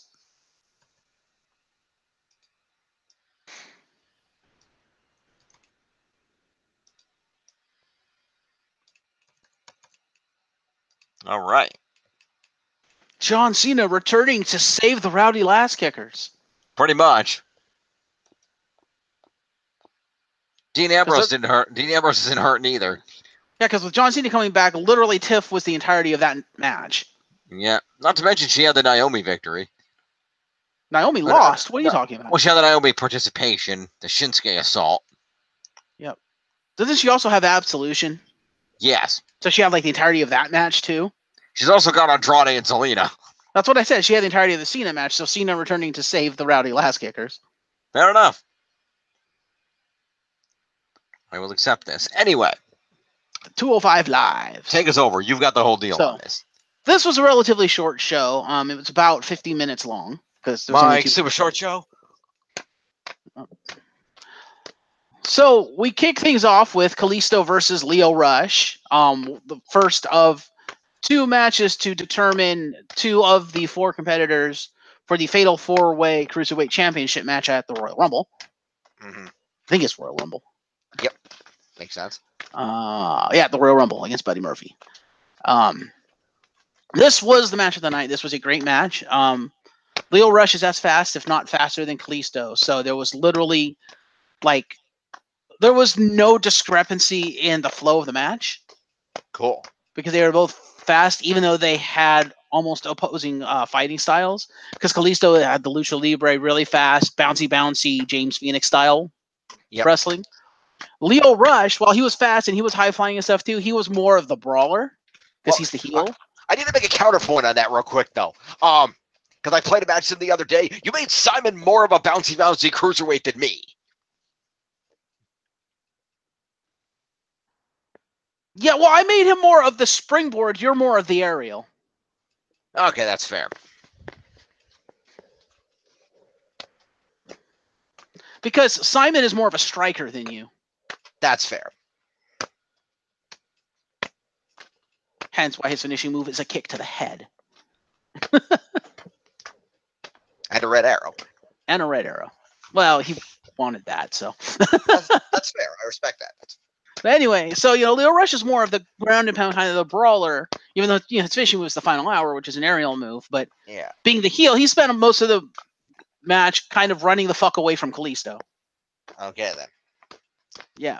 Which was really effective considering, like I said, Lio Rush is as fast as, if not faster, than Kalisto. So. Right. Also, Lio Rush is probably like 5 years younger than Kalisto. Oh, at least. Because Lio Rush is like, 23 or some ridiculous low number? Yeah, he's incredibly young. Yeah, so he's got all that energy. Of course, the Lucha House Party does come out with Kalisto, and they stand down there. And so they have this back and forth with, each having a counter. And at one point, Kalisto, I don't know how the fuck he did this. This just showing that, okay, Kalisto, definitely the powerhouse of 205 Live, because holy shit. Do I even know OMG for this? He gets up on the second rope and picks up Lio Rush into a cradle hold. Nice. With his back to the ring, and proceeds to execute a moonsault slam holding fucking Lio Rush in his arms. Nice. Jesus, dude. This is the second rope, not the top rope. So Kalisto not only having the strength to hold Lio Rush and hold him through the duration of the move, but then to, with Lio Rush's weight, jump off the second rope and execute a moonsault. Yep. I'm like, damn, son. Yep. And also, yeah, I'm sure he's fast like Kalisto. Kalisto is 8 years older than him. Yeah, and about twice as strong. Holy shit. Yeah. Kalisto's a powerhouse. Goddamn. Oh, Lio yeah. Rush doing something I considered giving him an OMG for, but it was just more of a wow, that was impressive as opposed to an oh my god. Right. Cause so Kalisto attempts to do a Salida del Sol. Lio Rush counters, spins around into a double underhook like a Unprettier. Uh-huh. Stops and then spins the other way really fast into a fucking like corkscrew neck breaker. Nice. And slams him on his back. I was just like, damn. So yeah, this was a great match. That's one of Leo's signatures, I think. Oh, is that a signature? I think. I could be wrong. Okay, well, I gave him a point for that anyway, but because it was just that good. Yeah. But that was fucking awesome. Yeah, I think it actually is a signature, but I could be wrong. This is cool because he goes one way. I'm like, was he going to prayer him? And then, boom, goes the other way. I'm like, whoa. But it is the Salida del Sol that ends up winning the match. Fair enough. Makes sense. Yeah, so it was a totally awesome match. Also in the middle of the match, Buddy Murphy and Tony Nese in the back watching. So they get 3 points for watching a match. That's fair. We'll get to them in 1 sec. Let me just see something here. Yeah, they also watched the other match, but I'm only going to give them 3 points for the night. Not that.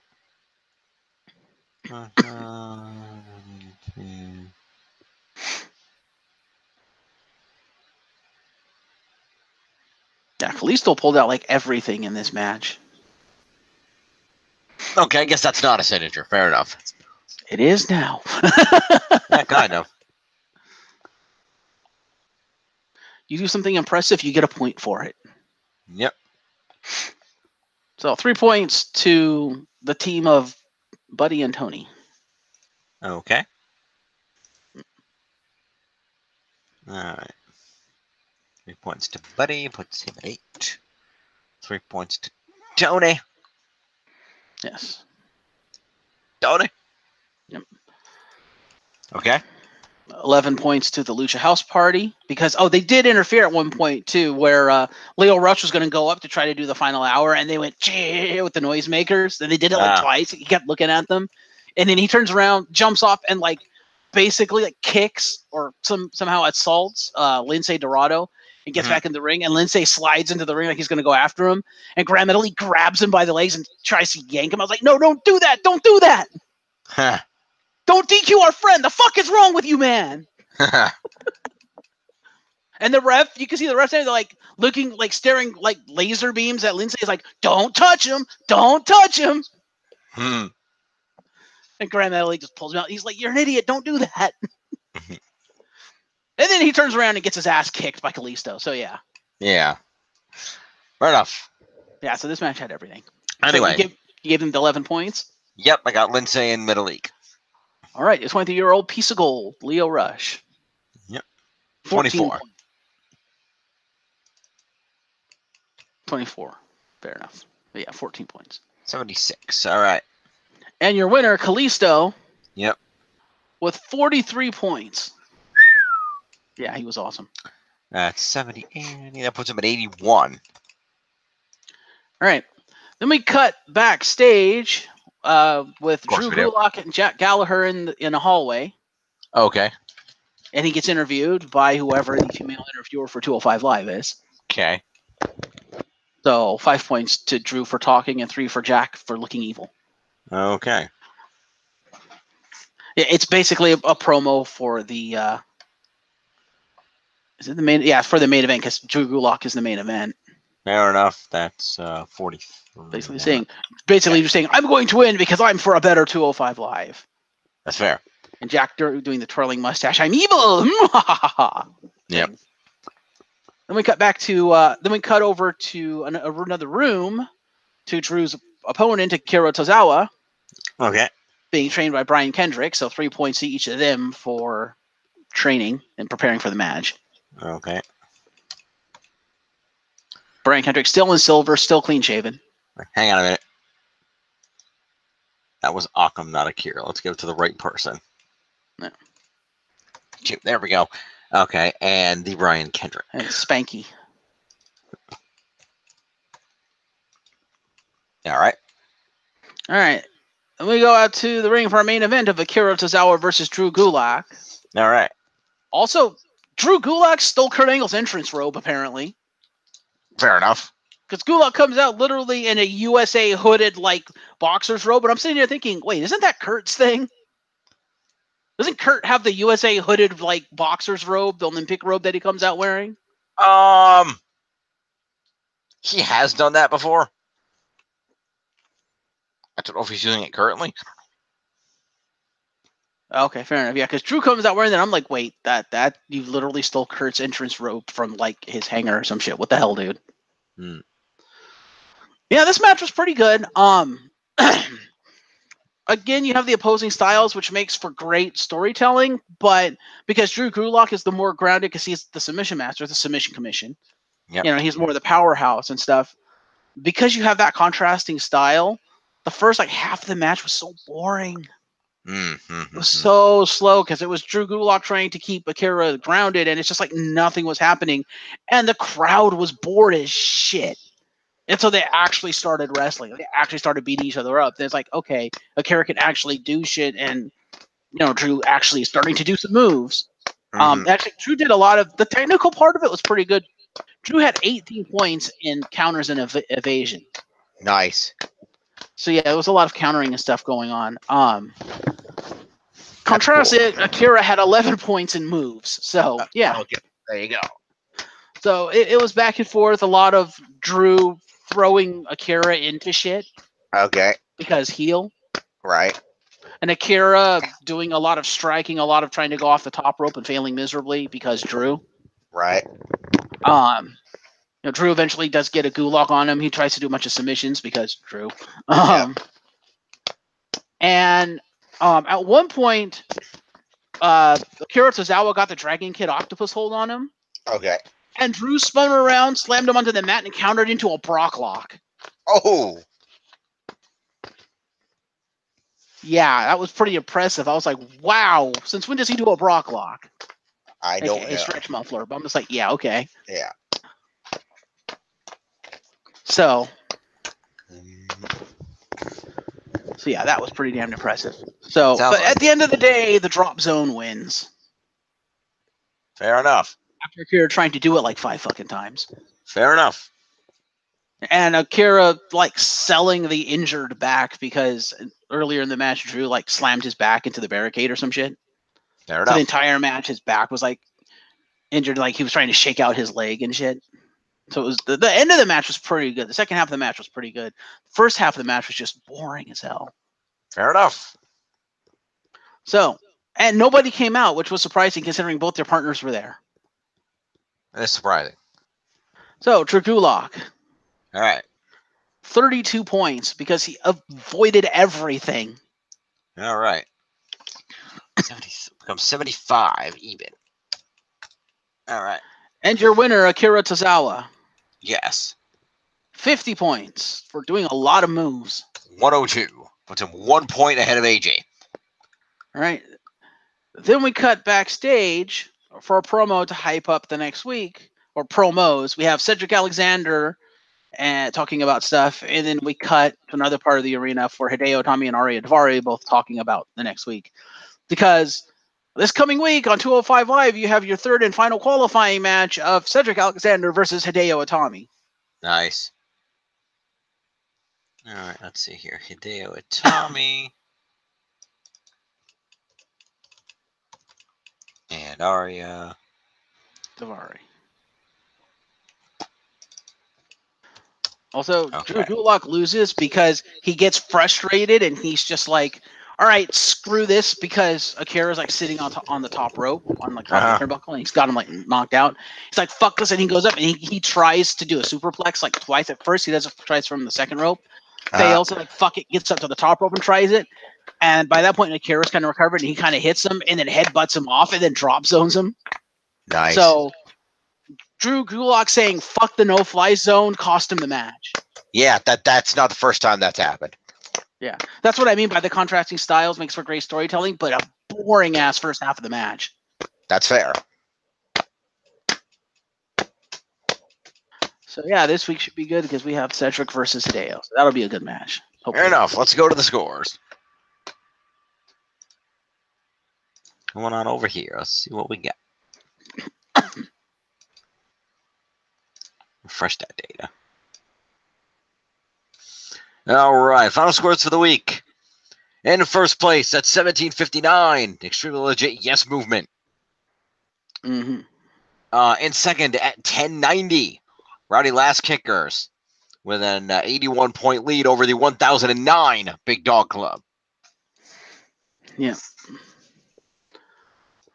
Yeah, you clearly have the cruiserweight advantage on Tiff, but with Jinder Mahal actually getting points this week, and John Cena coming back, she's kind of doing well now.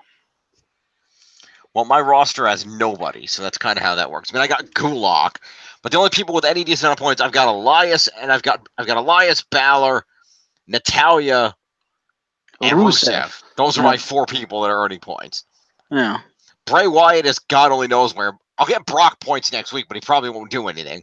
Yeah, you'll get Cedric points because his match is probably going to be the main event, I would imagine. That's true. I'll probably get that. Maybe the New Day will try wrestling one of these days. Hopefully. I got Ray. That didn't hurt. Yeah. Purportedly, KO and Sammy are coming back, so that'll help. Yeah.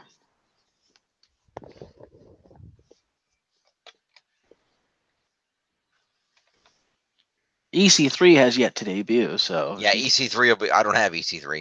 No, she has EC3. Yeah, he has yet to debut. Who did I get out of the New People Exchange? Did you get anyone out of the New People Exchange? Yes, because we split them. I got somebody out of it. I didn't get no new people. Who the hell did I get out of the New People Exchange? I'm pretty sure it was split between me and Tiff because you were the one that was up on the rosters. Really? I think so. Huh. Yeah, because we gave you Bobby Roode. Oh, that's right. You gave me Roode. You gave me Roode and Gable. That's right. Fair enough. You have the Raw Tag Team Champions, so you don't have nobody. That's true, but they're the. I have them, and I have Brock, who can't be able to show up. That's my championship allotment. You have the U.S. champion. Okay, I forgot he won that. That's why he has points. Fair enough. I'll take it. We'll see where it goes. That's why you have as many points as you have, because you have a new champion. That's true. And yet still less points than Natalya, who doesn't have a belt. Yeah, well, that's because she was more consistent than Rusev. Yeah. Well, there we go, folks. Let's go over to the leaderboards, though. We'll save this up, and we'll check out the leaderboards for the week. Also, she has Ronda Rousey as a best friend. He has Lana. It's true. Anyway, Natalya in the lead at 121, top of the leaderboards, followed by the aforementioned Ronda Rousey at 115. Dean Ambrose, Intercontinental Champion, clocking in at third at 111. Akira Tozawa staking a claim for 205, the only one in the top 10, coming in at 102. Well, Mustafa's in the top 10. No, he's not. Is he? Yeah, he is. Yeah, but he's not 205. He's SmackDown. He's both. Yeah. AJ Styles, number 1 contender for the WWE title, coming in at 101, in a tie with Rusev, the United States champion. Following them at 99 points is Mustafa Ali. Apollo Crews off a big battle royal win and an Intercontinental title match. I'll bet a loss at 97. Finn Balor clocking in at 88, holding his position, followed by Drew McIntyre at 86 points off of a cage match win. And if we're disregarding that tie, then at 85 points, Seth freaking Rollins also makes the top 10. Ooh. So there you go there. Yep. We have like I said, we have ourselves a fight, ladies and gentlemen. We do got a fight, ladies and gentlemen. All right. Well, as always, Jeff, thank you for being here. Absolutely. We will address more fun things next week as we roll on to the Royal Rumble and the road to WrestleMania. Absolutely. Stay tuned for that, and we'll give you a date. Hopefully by next week, we can give you a firm date on the Loggies. Absolutely. Or whatever we're going to call them. We'll have a name for them, too. Yes. Peace. No.